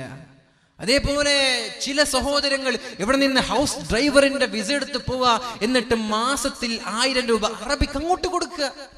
എവിടെയെങ്കിലും ജോലി ചെയ്ത് 1000 റിയാൽ അറബിക്ക് കൊടുക്കുകയാണ്. 3-4 മാസമായി ശമ്പളമില്ലാതെ കഷ്ടപ്പെടുന്ന ആളുകൾ എന്നോട് പറഞ്ഞു, ഞാൻ ഈ ജോലി ഒഴിവാക്കി പോവാൻ. 1500 റിയാലുള്ളൊരു ചെറുപ്പക്കാരൻ പറയാ, ഞാൻ ഈ ജോലി ഒഴിവാക്കി പോവാൻ, ഇതൊന്നും തികയുന്നില്ല. അങ്ങനെ ഒഴിവാക്കി പോകുമ്പോ എന്നോടൊരു ചങ്ങാതി വന്നിട്ട് പറഞ്ഞു, എനിക്ക് തരുമോ നിങ്ങളുടെ ആ ജോലി എന്ന്. ഞാൻ പറഞ്ഞു, എന്തിന് 1500? അപ്പൊ അയാൾ പറഞ്ഞു, 1500 മാസത്തിൽ കിട്ടുമല്ലോ, എനിക്ക് 4 മാസമായിട്ട് ശമ്പളമേ കിട്ടിയിട്ടില്ല. ആഴ്ചയിൽ ഒരു 100 റിയാൽ തരും, പിന്നെ രണ്ടാമത് ചോദിക്കുമ്പോ പറയും കഴിഞ്ഞ ആഴ്ച തന്നതല്ലേ എന്ന്. ഇങ്ങനെയൊക്കെ കഷ്ടപ്പെട്ട് ചോര നീരാക്കി വിയർപ്പൊലിപ്പിച്ച് ജീവിക്കുന്ന എത്രയോ പാവങ്ങളായ പ്രവാസികൾ, അവരെ നമ്മൾക്ക് കണ്ടില്ലെന്ന് നടിക്കാൻ പറ്റോ? അള്ളാഹു അവരുടെ ജോലിയിലൊക്കെ ബർക്കത്ത് ചെയ്യട്ടെ. അള്ളാഹു അവരുടെ ജോലിയിലൊക്കെ ബർക്കത്ത് ചെയ്യുന്നിട്ടും അവരുടെ സ്നേഹം വല്ലാത്ത സ്നേഹമാണ്. ഞങ്ങൾക്ക് വേണ്ടി പർച്ചേസ് ചെയ്ത് തരിക, ഞങ്ങൾക്ക് വസ്തുക്കൾ വാങ്ങിച്ചു തരിക, നമ്മളെ കാണാൻ വേണ്ടി ഓടി വരിക. അള്ളാഹു അവർക്ക് ബർക്കത്ത് ചെയ്യട്ടെ, അവരുടെ പ്രയാസങ്ങളൊക്കെ അള്ളാഹു തീർത്തു കൊടുക്കട്ടെ. അതുകൊണ്ട് പൊന്നു സഹോദരിമാരെ, ഇതൊക്കെ നമ്മൾ തിരിച്ചറിയാതെ ജീവിച്ചാൽ നമ്മൾക്ക് വരാനുള്ളത് അപകടമാണ്. ഏതായാലും സമയം 9:40 ഞാൻ നിർത്താൻ പോവാണ്. 10 മണി കൃത്യം ഇൻഷാ അല്ലാഹ്. 2 കാര്യങ്ങൾ നമ്മളിവിടെ പറഞ്ഞു. ഒന്ന്, 20 മിനിറ്റ് ഉണ്ട്. 2 കാര്യം നമ്മളിവിടെ പറഞ്ഞു. ഒന്ന്, അള്ളാഹു മുടിയെ ബന്ധിച്ച് തല ഇങ്ങനെ തലച്ചോറ് തിളച്ചു മറിയുന്നത്, അത് ആളുകൾക്ക് മുടി കാണിച്ച് നടക്കുന്ന പെണ്ണാണ്. അവള് സൂക്ഷിക്കുക. മുടി പുറത്തിറങ്ങുമ്പോ എന്റെ മുടി കാണുന്നുണ്ടോ, ആളുകൾക്ക് ഇത് കാണാൻ അവസരമുണ്ടോ? ക്ലാസ്സിൽ ഇരിക്കാൻ നിന്റെ ക്ലാസ്മേറ്റ് നിന്നെ കന്യ പുരുഷനാണ്. നമ്മുടെ ക്ലാസ്മേറ്റ് ചങ്ങാതി ഗേൾ ഫ്രണ്ട് എന്നൊക്കെ പറയുന്നുണ്ട്. പൊന്നു സഹോദരി, അതൊക്കെ ഹറാമാണ്. നമ്മൾ കരുതുന്നുണ്ടാക്കി ഇതൊക്കെ ബോയ് ഫ്രണ്ട് അല്ലേ. ബോയ് ഫ്രണ്ട് എന്ന് പറഞ്ഞ ആങ്ങളെയാണോ? ബോയ് ഫ്രണ്ട് എന്ന് പറഞ്ഞ ഉപ്പയാണോ? ഒരു ബോയ് ഫ്രണ്ടും ഇല്ല. ഇങ്ങനെ ഒരു ബോയ് ഫ്രണ്ട് തന്നെയാണ് ഫോട്ടോ എടുക്കാൻ വേണ്ടി വിളിച്ചോണ്ട് പോയി ഓടിച്ചു കൊണ്ടുപോയത്. ഇങ്ങനെയുള്ള ബോയ് ഫ്രണ്ട് ഒന്നും ഹലാലല്ല, ഇത് ഹറാമാണ്. മുടി മറച്ചു വെക്ക. സ്കൂളിലാണെങ്കിലും ട്രെയിനിലാണെങ്കിലും ബസ്സിലാണെങ്കിലും എവിടെയാണെങ്കിലും കല്യാണ മണ്ഡപങ്ങളിലാണെങ്കിലും. രണ്ടാമത്തേത്, നാവിനെ കെട്ടിവെച്ചത് ഭർത്താവിനെ ബുദ്ധിമുട്ടിക്കുന്ന പെണ്ണാണ്. ജോലി ചെയ്ത് കഷ്ടപ്പെട്ട് വരുന്ന ഭർത്താവിന് നീ സന്തോഷം നൽകുക. അല്ലദീ തസുറുഹു ഇദാ നളർ, ഒന്ന് നോക്കിയാൽ ഭാര്യയുടെ മുഖം നോക്കുമ്പോൾ സന്തോഷം തരുന്ന ഭാര്യയാണോ, ആ ഭാര്യ ഏറ്റവും വലിയ അനുഗ്രഹമാണെന്ന് റസൂലുള്ളാഹി സ്വല്ലല്ലാഹു അലൈഹി വസല്ലം. വിഷമങ്ങളുമായി പ്രയാസങ്ങളുമായി വീട്ടിലേക്ക് കടന്നു വരുമ്പോ അവിടെയുണ്ട് നമ്മുടെ ഭാര്യ. നല്ല കുളിച്ചൊരുങ്ങി നല്ല വസ്ത്രം ധരിച്ച് ഒന്ന് മുഖം നോക്കുമ്പോൾ അൽഹംദുലില്ലാഹ്, നമ്മുടെ വിഷമങ്ങളൊക്കെ പമ്പ കടന്നു, നമ്മുടെ ടെൻഷനൊക്കെ പമ്പ കടന്നു. ഭാര്യയുടെ മുഖം നോക്കുമ്പോൾ സന്തോഷം നൽകുന്ന ഭാര്യയാണോ, പൊന്നു സഹോദരി, നിനക്ക് സ്വർഗം പ്രതീക്ഷിക്കാം. അല്ലാതെ വീട്ടിലിരിക്കുമ്പോ ചീഞ്ഞു നാറിയ നൈറ്റിയും ചീഞ്ഞു നാറിയ വസ്ത്രവും പുറത്തിറങ്ങുമ്പോൾ വല്ലാത്ത ഒരു വേഷവിധാനം. നാട്ടുകാരെ കാണിക്കാനല്ല, ആൾക്കാരെ കാണിക്കാനല്ല, സ്വന്തം ഭർത്താവിന്റെ മുമ്പിൽ സൗന്ദര്യം പ്രദർശിപ്പിക്കാനാണ് പരിശുദ്ധ മതം നമ്മോട് പഠിപ്പിച്ചത്. ഇതൊക്കെ പീഡനാണോ? ഇതൊക്കെ സ്വാതന്ത്ര്യം, അവരുടെ സ്വാതന്ത്ര്യം ചോദ്യം ചെയ്യലാണോ? നമ്മുടെ ചെങ്ങമ്പുഴ പാടിയൊരു പാട്ട് ഞാൻ ഓർത്തു പോവാണ്. നാരിമാർ നാരിമാർ നാണം കുണുങ്ങികൾ, വിശ്വാവിപത്തിന്റെ നേരായ വേരുകൾ, പെണ്ണൊരുത്തിയെ പടച്ചില്ലായിരുന്നുവെങ്കിൽ വിശ്വമെന്നേ സ്വർഗമായിരുന്നേനെ. ഇത് മുസ്ലിമായ കവി പാടിയതാണോ? ചെങ്ങമ്പുഴ പാടിയ പാട്ടാണ്. എന്താണ് ഇതിന്റെ അർത്ഥം? നാരിമാർ നാരിമാർ നാണം കുണുങ്ങികൾ, വിശ്വാവിപത്തിന്റെ നാരായ വേരുകൾ. ഇന്ന് ലോകത്തിന്റെ വിപത്തുകൾ ഉണ്ടാകാൻ കാരണം പെണ്ണാണെന്ന് പറയുന്നത് ചെങ്ങമ്പുഴ റസൂലുള്ളാഹി തങ്ങളല്ല. നബി തങ്ങൾ പറഞ്ഞത് നിങ്ങൾ നിങ്ങളുടെ ഭാര്യമാരോട് നന്നായി പെരുമാറണേ എന്നാണ്. ഇനി വയസ്സായ ഉമ്മ, ആ ഉമ്മയോട് നിങ്ങൾ നന്നായി പെരുമാറണം. ഉമ്മുക തുമ്മ ഉമ്മുക തുമ്മ ഉമ്മുക. ഒന്നാമതും രണ്ടാമതും മൂന്നാമതും നീ നന്നായി പെരുമാറേണ്ടത് നിന്റെ ഉമ്മയോടാണ്, പിന്നെയാണ് ഉപ്പയോട്. എവിടെ നോക്കിയാലും ഇസ്ലാം പെണ്ണിന് സ്വാതന്ത്ര്യം നൽകിയിട്ടേ ഉള്ളൂ. എന്നിട്ട് പറയാൻ, പെണ്ണൊരുത്തിയെ പടച്ചില്ലായിരുന്നുവെങ്കിൽ വിശ്വമെന്നേ സ്വർഗമായിരുന്നേനെ. ഒരു പെണ്ണിനെ ലോകത്ത് പടച്ചില്ലായിരുന്നുവെങ്കിൽ നമ്മുടെ ലോകം സ്വർഗമാകുമായിരുന്നു എന്ന് നമ്മളിതൊന്നും അംഗീകരിക്കുന്നില്ലേ? പെണ്ണുങ്ങൾ വെറും വൈകാരിക താല്പര്യങ്ങൾക്ക് വേണ്ടി മാത്രം ഉപയോഗിക്കേണ്ട ആളുകളല്ല. അത് ചില ആളുകൾ അങ്ങനെ പറയുന്നുണ്ട്. ഇസ്ലാം അങ്ങനെയല്ല. ഷേക്സ്പിയർ പറഞ്ഞുവല്ലോ, ഫ്രൈൽറ്റി തൈ നൈം ഈസ് വുമൺ. ചാപല്യമേ നിന്റെ പേരോ സ്ത്രീ. ചാപല്യം എന്ന പെണ്ണിനെ വിളിച്ചത് തന്നെ ഷേക്സ്പിയർ, ഇംഗ്ലീഷ് സാഹിത്യത്തിന്റെ കുലപതിയാണ്. ഇതൊക്കെ കണ്ടിട്ടും ഇസ്ലാമിന്റെ എതിരെ തലക്ക് കയറാ. ഇസ്ലാമാണ് ഇവർക്ക് സ്വാതന്ത്ര്യം നൽകിയത്. ജനിക്കാൻ പോലും സ്വാതന്ത്ര്യമില്ലാതെ ജനിച്ച മക്കളെ കുഴിച്ചു മൂടിയിരുന്ന ഒരു കാലത്തേക്ക് നബി തങ്ങൾ പറഞ്ഞു, ഇദാ ബുശ്ശിറ അഹദുഹും ബിൽ ഉൻസാ ളല്ല വജ്ഹുഹു മുസ്വദ്ദൻ വഹുവ കളീം യതവാറാ മിനൽ ഖൗമി മിൻ സൂഇ മാ ബുശ്ശിറ ബി. ഒരു പെണ്ണ് ജനിച്ചു എന്ന് അറിയുമ്പോ നാട്ടുകാരുടെ മുമ്പിൽ കാണാതെ ഒളിച്ചൊളിച്ച് നടക്കുക, പമ്മി നടക്കുക. എനിക്ക് പെൺകുട്ടിയാണ് ജനിച്ചത്, പിന്നെ ടൗണിൽ പോകൂല, പിന്നെ ബസ് സ്റ്റാൻഡിൽ പോകൂല, പിന്നെ ഒളിച്ച് നടക്കുക. പിന്നെ അവസരം കിട്ടുമ്പോ ഈ പെണ്ണിനെ കുഴിച്ചു മൂടി, എന്നാലേ ഇവന് പുറത്തിറങ്ങൂ. ഇങ്ങനെയുള്ള ഒരു കാലത്ത് നോക്കി നബി തങ്ങൾ പറഞ്ഞു, മൻ ആല ജാരിയത്തൈൻ, 2 പെൺകുട്ടികളെ വളർത്തി അവളെ കല്യാണം കഴിച്ചു കൊടുത്തു, ഞാനും അവനും സ്വർഗത്തിൽ ഇത്രത്തോളം അടുത്തിരിക്കുമെന്ന്. ലാ തഖ്തുലൂ ഔലാദകും ഖശിയത ഇംലാഖ്. ദാരിദ്ര്യം ഭയന്നുകൊണ്ട് നിങ്ങൾ നിങ്ങളുടെ മക്കളെ കുഴിച്ചു മൂടല്ല. നിങ്ങൾക്കും നിങ്ങളുടെ മക്കൾക്കും ഭക്ഷണം തരുന്നത് ഞാനാണെന്നും പഠിപ്പിച്ചത് പരിശുദ്ധ ഇസ്ലാമാണ്. അതുകൊണ്ട് പെണ്ണെ, ഇസ്ലാം നൽകുന്ന സ്വാതന്ത്ര്യം ഒരു മതവും ഒരു പെണ്ണിനും നൽകിയിട്ടില്ല. പിന്നെ നിന്നോട് പർദ്ദ ധരിക്കാൻ പറഞ്ഞതെന്തേ? മുഖം മറച്ച് നടക്കാൻ പറഞ്ഞതെന്തേ? അത് വേറെന്തെങ്കിലും ആവശ്യത്തിനാണോ? അല്ല, നിന്റെ സേഫ്റ്റി, നിന്റെ സുരക്ഷ. നീ പവിത്രമാണ്, നീ വല്ലാത്ത സംഭവമാണ്. അതുകൊണ്ട് നീ അങ്ങോട്ട് ആളുകൾ പീഡിപ്പിക്കുന്ന ഒരു ചരക്ക് വസ്തുവായി മാറാൻ പാടില്ല. നിനക്കൊരു ചാരിറ്റി ഉണ്ട്, ചാസ്റ്റിറ്റി ഉണ്ട്, നിനക്കൊരു പവിത്രതയുണ്ട്. നീ അത് സൂക്ഷിക്കുക. അതുകൊണ്ട് നീ പൊതിഞ്ഞ് നടക്കല്ലേ. ഒരു മിഠായി പൊതിഞ്ഞു വീണ മിഠായി ഉണ്ട്, പുതിയപ്പെടാത്ത മിഠായി വീണ് കിടക്കുന്നുണ്ട്. ഏതാ നമ്മൾ പെറുക്കിയെടുക്കുക? രണ്ടും എടുക്കാൻ പാടില്ലേ? വീണ് കിട്ടുന്നൊന്നും എടുക്കാൻ പാടില്ലേ? എന്നാലും ഞാൻ ചോദിക്കാൻ, നമ്മുടെ വീട്ടിൽ നിന്ന് കരുതുക, ഒരു മിഠായി അതിന്റെ കവറൊക്കെ എടുത്ത് ഒരു മിഠായി നിലത്ത് വീണ് കിടക്കുന്നുണ്ട്, മറ്റൊരു മിഠായി കവറൊക്കെ മൂടി കിടക്കുന്നു. നമ്മൾ എടുക്കുന്നത് കവർ മൂടിയ മിഠായിയാണ്. അല്ലാത്തതിൽ ഈച്ച പൊതിഞ്ഞിട്ടുണ്ടാകും, ഉറുമ്പുകൾ പൊതിഞ്ഞിട്ടുണ്ടാകും. അതേപോലെ ഈച്ചകളും ഉറുമ്പുകളും ഞരമ്പ് രോഗികളും നിന്നെ പൊതിയാൻ പാടില്ല. നീ സേവായിരിക്കണം എന്ന ലക്ഷ്യമാണ് പരിശുദ്ധ ഇസ്ലാമിനുള്ളത്. അള്ളാഹു നിലനിർത്തി തരട്ടെ. അള്ളാഹു ആ ബോധം നമ്മൾക്കൊക്കെ നൽകുമാറാവട്ടെ. അതിനു വേണ്ടിയാണ് ഈ ഭൗതിക കലാലയങ്ങളിലൊക്കെ പഠിപ്പിക്കുന്നതിന് പകരം എത്രയോ മതസ്ഥാപനങ്ങളുണ്ട്. പഠിപ്പിച്ചുകൂടെ? വഫിയ കോഴ്സുകളുണ്ട് നമ്മുടെ പെൺമക്കൾക്ക്. SSLC കഴിഞ്ഞ മക്കളൊന്ന് എക്സാം എഴുതിയാൽ +2 ഡിഗ്രി PG ഉണ്ടോന്നറിയില്ല, 5 വർഷത്തെ കോഴ്സാണ്. അവിടെ നല്ലൊരു ഉസ്താദ്, മൊയിലാർച്ചി എന്ന് നമ്മൾക്ക് പറയാം, നല്ലൊരു ഉസ്താദത്തായി, നല്ലൊരു ടീച്ചറായി അവൾ വരികയാണ്.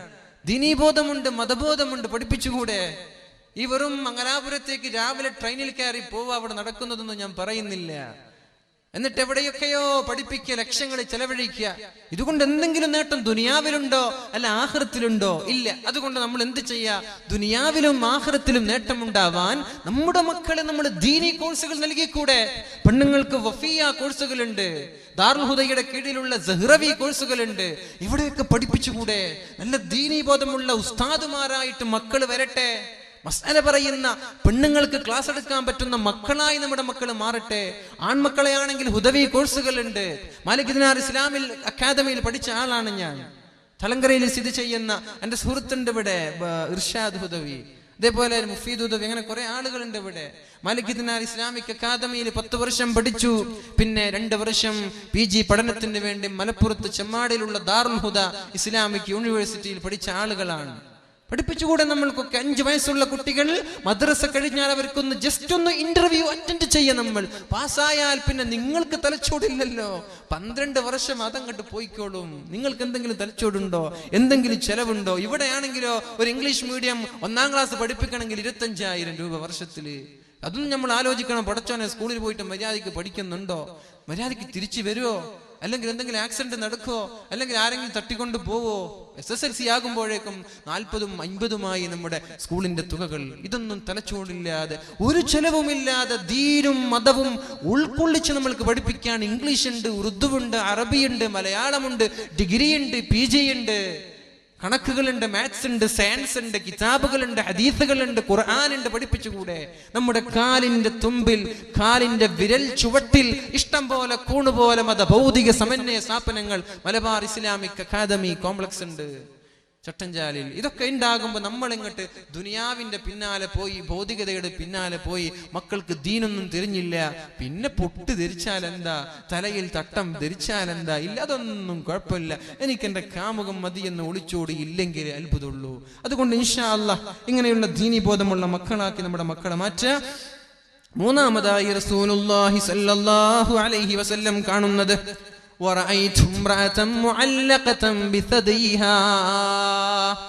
അവളുടെ നിതംബങ്ങളെ, അവളുടെ മുലയെ അല്ലാഹു തആല നരകത്തിൽ ഇങ്ങനെ പിടിച്ചു കെട്ടി വെച്ചിട്ടുണ്ട്. അവളുടെ ചെസ്റ്റിനെ, അവളുടെ ബ്രസ്റ്റിനെ അല്ലാഹു തആല നാളെ നരകത്തിൽ കെട്ടിവെച്ചിട്ടുണ്ട്. ഫാത്തിമ ബീവി ചോദിച്ചു, യാ റസൂലല്ലാഹ്, ആരാണ് ആ പെണ്ണ് എന്ന് പറഞ്ഞു തരുമോ? നിതംബങ്ങളെ നരകത്തിൽ ഇങ്ങനെ കെട്ടിവെച്ച അല്ലാഹു ശിക്ഷിക്കുന്ന പെണ്ണാരാണെന്ന് പറഞ്ഞു തരുമോ നബിയെ എന്ന് ചോദിക്കുമ്പോൾ അല്ലാഹുവിന്റെ റസൂൽ സല്ലല്ലാഹു അലൈഹി വസല്ലം പറഞ്ഞു കൊടുത്തു, അൽ മുഅല്ലഖതു ബിസദീഹാ, മാറിടങ്ങളെ പിടിച്ചു കെട്ടിയ പെണ്ണാരാണെന്നറിയോ? സ്തനങ്ങളെ പിടിച്ചു കെട്ടിയ പെണ്ണാണ് ആരാണെന്നറിയോ? കാനത്ത് തംതനിഉ അൻ ഫിറാശി സൗജിഹാ, എന്തെങ്കിലും ചൊടിയോ ദേഷ്യമോ ദുഃഖമോ ഉണ്ടാകുമ്പോ ഭർത്താവിന്റെ ആവശ്യങ്ങൾ വീട്ടിക്കൊടുക്കാതെ ഭർത്താവിന്റെ വിരിപ്പിനെ തൊട്ട് തടയുന്ന പെണ്ണാണത്. ഭർത്താവിന്റെ ആവശ്യങ്ങളോ വാക്കുകളോ വിലകൽപ്പിക്കാതെ ഭർത്താവിനോട് പിണങ്ങി കിടന്നുറങ്ങുന്ന പെണ്ണെ, അല്ലാഹു നാളെ നിനക്കും സ്വർഗം നൽകാൻ പോകുന്നില്ല. കഴിഞ്ഞു പോയതൊക്കെ നീ മറന്നേക്ക്. അല്ലാഹുവിനോട് തൗബ ചെയ്ത് ഭർത്താവിനോട് മാപ്പ് ചോദിച്ച് മടങ്ങ്. ഇൻഷാ അല്ലാഹ് ഇനിയുള്ള കാലം ഞാൻ അങ്ങനെ ഒരു തെറ്റ് ചെയ്യില്ല, എന്റെ ഭാഗത്ത് നിന്ന് അങ്ങനെ ഒന്നും ഉണ്ടാവില്ല എന്ന് നമ്മൾക്ക് പ്രതിജ്ഞ എടുത്തുകൂടെ? ഭർത്താവിനോട് പിണങ്ങി കിടന്നുറങ്ങുന്ന പെണ്ണ്, ഭർത്താവിനോട് പിണങ്ങി സ്വന്തം വീട്ടിൽ നിന്ന് ഭർത്താവിന്റെ വീട്ടിലേക്ക് വരാതെ ആഴ്ചകളോളം മാസങ്ങളോളം സമ്മതമില്ലാതെ അവിടെ തന്നെ താമസിക്കുന്ന പെണ്ണ്, അല്ലെങ്കിൽ രണ്ടുപേരും ഒരു ബെഡിൽ തന്നെയാണ് കിടക്കുന്നത്, ഒന്നങ്ങോട്ട് നോക്കുന്നുണ്ട് മറ്റൊന്നങ്ങോട്ട് നോക്കി പിണങ്ങി കിടന്നുറങ്ങുകയാണ്. ഭർത്താവിന്റെ സമ്മതമില്ലാതെ ഭർത്താവിനെ വെറുപ്പിച്ചുകൊണ്ട് ദേഷ്യപ്പെട്ടുകൊണ്ട് ഭർത്താവിന്റെ ശാരീരിക ആവശ്യങ്ങൾക്ക് നീ വഴങ്ങാതെ കിടന്നുറങ്ങിയാൽ അല്ലാഹു നാളെ നിന്റെ നിതംബങ്ങളെ, നിന്റെ സ്തനങ്ങളെ, നിന്റെ മാറിടങ്ങളെ നാളെ നരകലോകത്ത് ബന്ധിച്ചുകൊണ്ട് നിന്നെ ശിക്ഷിക്കുമെന്ന് റസൂലുള്ളാഹ്. നമ്മൾ പെടരുത്, ഇങ്ങനെയുള്ള തെറ്റുകളിലോ കുറ്റങ്ങളിലോ നമ്മൾ അകപ്പെടാൻ പാടില്ല. അല്ലാഹു നമ്മൾക്ക് ബോധം നൽകട്ടെ. കഴിഞ്ഞു പോയ പാപങ്ങൾ അല്ലാഹു പുറത്തു തരുമാറാവട്ടെ. നാലാമതൊരു പെണ്ണ്, അല്ലാഹുവിന്റെ ഹബീബ് കരയാൻ. എങ്ങനെ കരയാതിരിക്കും? ഈ സംഭവങ്ങളൊക്കെ കണ്ണുകൊണ്ട് കാണാൻ. ഏതോ ഒരു പെണ്ണങ്ങോട്ട് വിളിച്ചോടുമ്പോ നമ്മുടെ മനസ്സിൽ വിഷമം വരുന്നുണ്ട്, അല്ലേ? നമ്മുടെ മക്കളല്ല, നമ്മുടെ കുടുംബമല്ല, ഒരു മുസ്ലിമായി പോയതിന്റെ പേരിൽ ഞങ്ങൾക്ക് പോലും ദുഃഖം സഹിക്കാൻ പറ്റുന്നില്ല. അങ്ങനെ ഒരു വാർത്ത ഞങ്ങൾക്ക് വായിക്കാനുള്ള ത്രാണിയില്ലാത്ത എത്രയോ ചെറുപ്പക്കാർ നമ്മുടെ കൂട്ടത്തിലുണ്ട്. അങ്ങനെ ഒരു വാർത്ത എനിക്ക് അക്കല്ല, എനിക്കത് വായിക്കാനുള്ള ചെങ്കൂറ്റമില്ല, അതിനുള്ള ത്രാണിയിൽ എനിക്ക് വിഷമമാണ്. അത് കണ്ടാ പിന്നെ എനിക്ക് 2 ദിവസം ഉറക്കു വരൂല. എന്ത് വാർത്തയാണിത്? മറ്റൊരുത്തന്റെ കൂടെ ഒളിച്ചോടി എന്നൊരു വാർത്ത വായിക്കാൻ പോലും ധൈര്യമില്ലാത്ത ചെറുപ്പക്കാരുണ്ട്. മക്കളാണോ? അല്ല. ഭാര്യയാണോ? അല്ല. കുടുംബമാണോ? അല്ല. ഒരു മുസ്ലിമത്തായതിന്റെ പേരിൽ എങ്കിലാ ഉമ്മയ്ക്കും ഉപ്പയ്ക്കും കുടുംബങ്ങൾക്കുള്ള വിഷമം പറയണോ? അതുകൊണ്ട് ഇൻഷാ അല്ലാഹ് നമ്മുടെ ഭാഗത്ത് നിന്ന് തെറ്റ് വരരുത്. നമ്മുടെ ഭാഗത്ത് നിന്ന് പാളിച്ചകളോ വീഴ്ചകളോ വരാൻ പാടില്ല. നാലാമതായി റസൂലുള്ളാഹി സ്വല്ലല്ലാഹു അലൈഹി വസല്ലം പറയാൻ, വറഅയ്തു ഇംറഅതൻ തഅകുലു ലഹ്മ ജസദിഹാ വന്നാറു തൂഖദു മിൻ തഹ്തിഹാ. ഒരു പെണ്ണവിടെയുണ്ട് നരകത്തിൽ. അല്ലാഹുവിന്റെ ഹബീബ് ഇതൊക്കെ കാണുകയാണ്. അവൾ ഇങ്ങനെ നരകത്തിൽ കിടന്നുകൊണ്ട് പിടയുന്നത്, അവൾ അട്ടഹസിക്കുന്നത്, വെപ്രാളപ്പെടുന്നത്, ഒച്ചവെക്കുന്നത്, അവളുടെ ശരീരത്തിന്റെ വേദനകൾ അനുഭവിക്കുന്നത് അല്ലാഹുവിന്റെ ഹബീബ് കണ്ടപ്പോൾ കരഞ്ഞുപോയി. നാലാമത്തെ പെണ്ണ് തഅകുലു ലഹ്മ ജസദിഹാ, സ്വന്തം ശരീരത്തിന്റെ ഇറച്ചിയെ അവൾ കഴിക്കുന്നുണ്ട്, കാർന്ന് തിന്നുന്നുണ്ട്. സ്വന്തം ശരീരം കടിച്ചു തിന്നാൻ പറ്റുമോ? നമ്മൾ കടിച്ചു തിന്നോ? വിശന്നാ നമ്മൾ ശരീരം കടിച്ചു തിന്നോ? സ്വന്തം ശരീരവും ഇറച്ചിയും മാംസവും പല്ലുകൊണ്ട് കടിച്ചു കടിച്ചു തിന്നുന്നു. അവളുടെ താഴെ നിന്ന് തീ ഇങ്ങനെ കത്തിക്കുന്നുണ്ട്. നല്ലൊരു അൽഫാമായി, നല്ലൊരു ഷവായിയായി, നല്ലൊരു ഗ്രിൽ ചിക്കനായി, അല്ലേ? ചിക്കൻ ആവില്ലല്ലോ മനുഷ്യനല്ലേ? തീയിലിട്ടിങ്ങനെ പൊരിക്കുക, ശരീരമൊക്കെ ഇങ്ങനെ വെന്തിട്ടുണ്ട്, അതിങ്ങനെ കഴിക്കന്നെ നമ്മൾ. ആരാണ് ആ പെണ്ണ്? അല്ലാഹുവിന്റെ ഹബീബേ, ആ പെണ്ണ് ചെയ്ത തെറ്റ എന്താണെന്ന് പറഞ്ഞു തരുമോ? മതി, എനിക്ക് കേൾക്കാനുള്ള ത്രാണിയില്ല. ഫാത്തിമ ബീവി റളിയല്ലാഹു അൻഹ പറയാണ്, നബിയേ ആരാണ് ആ പെണ്ണെന്നൊന്ന് പറഞ്ഞു തരുമോ? അല്ലാഹുവിന്റെ ഹബീബായ റസൂലുള്ളാഹി സ്വല്ലല്ലാഹു അലൈഹി വസല്ലം പറയാൻ തുടങ്ങി, അല്ലതീ തഅകുലു ലഹ്മ ജസദിഹാ, സ്വന്തം ശരീരം കാർന്ന് തിന്നുന്ന പെണ്ണാരാണെന്നറിയോ? فإنها കാനത്ത് തുസയ്യിനു ബദനഹാ ലിന്നാസ്. ആളുകൾ കാണാൻ വേണ്ടി ശരീരത്തിന്റെ ഭംഗി പ്രദർശിപ്പിക്കുന്ന പെണ്ണാണത്. നേരത്തെ പറഞ്ഞു, വീട്ടിലിരിക്കുമ്പോൾ ചിഞ്ഞു നാറുന്ന നെറ്റിയോ ചൂരിദാറോ അത് ഇസ്തിരിട്ടിട്ടില്ല, അത് അലക്കിയിട്ടില്ല, അതിൽ സുഗന്ധം പൂശിയിട്ടില്ല. വീട്ടിലിരിക്കുമ്പോൾ എന്തൊക്കെയോ മുഷിഞ്ഞ വസ്ത്രം ധരിച്ച് എന്നാൽ അങ്ങാടിക്ക് പോവാൻ ഞാനും വരുന്നു. പിന്നെ അരമണിക്കൂർ കഴിഞ്ഞ് ഭർത്താവ് വെയിറ്റ് ചെയ്യുന്നേ. ഇവൾക്ക് കുളിക്കണം, ഡ്രസ് അയൺ ചെയ്യണം, ഫൗണ്ടേഷൻ വേണം, പൗഡർ വേണം, ഐലൈനർ വേണം, ലിപ്സ്റ്റിക് വേണം. ഇതൊക്കെ തേച്ച് പുറത്തിറങ്ങാൻ. വീട്ടിലോ ഞാൻ നേരത്തെ പറഞ്ഞതുപോലെ എന്തിനാണത്? എന്താണ് അതിന്റെ ആവശ്യം? ആരെ കാണിക്കാനാണ്? ഭർത്താവിന്റെ മുമ്പിലല്ലേ സൗന്ദര്യം പ്രകടിപ്പിക്കേണ്ടത്. നീ എങ്ങനെ ചെയ്യുന്നുവെങ്കിൽ ജോലി കഴിഞ്ഞോ ഗൾഫിൽ നിന്നോ നാട്ടിൽ നിന്നോ ജോലി കഴിഞ്ഞ് വീട്ടിലേക്ക് ഭർത്താവ് വരുന്നു എന്നറിയുമ്പോ നിനക്ക് കുളിക്കാം, അയൺ ചെയ്ത വസ്ത്രം ധരിക്കാം, സുഗന്ധം പൂശാം, ഒരു കുഴപ്പമില്ല. നീ അങ്ങാടിക്ക് പോകുന്നു എന്ന് പറയുമ്പോ ഒരു പ്രത്യേകം ഒരു ചമഞ്ഞൊരുങ്ങൽ. എന്താണ് അതിന്റെ അർത്ഥം? കല്യാണത്തിന് പോകുന്നു എന്ന് പറയുമ്പോ പ്രത്യേകം ഒരു ചമഞ്ഞൊരുങ്ങൽ. മയ്യത്ത് കാണാൻ വേണ്ടി പോകുമ്പോൾ വരെ പൗഡർ ഇടാതെ പെണ്ണിന് പുറത്തിറങ്ങാൻ പറ്റുന്നില്ല.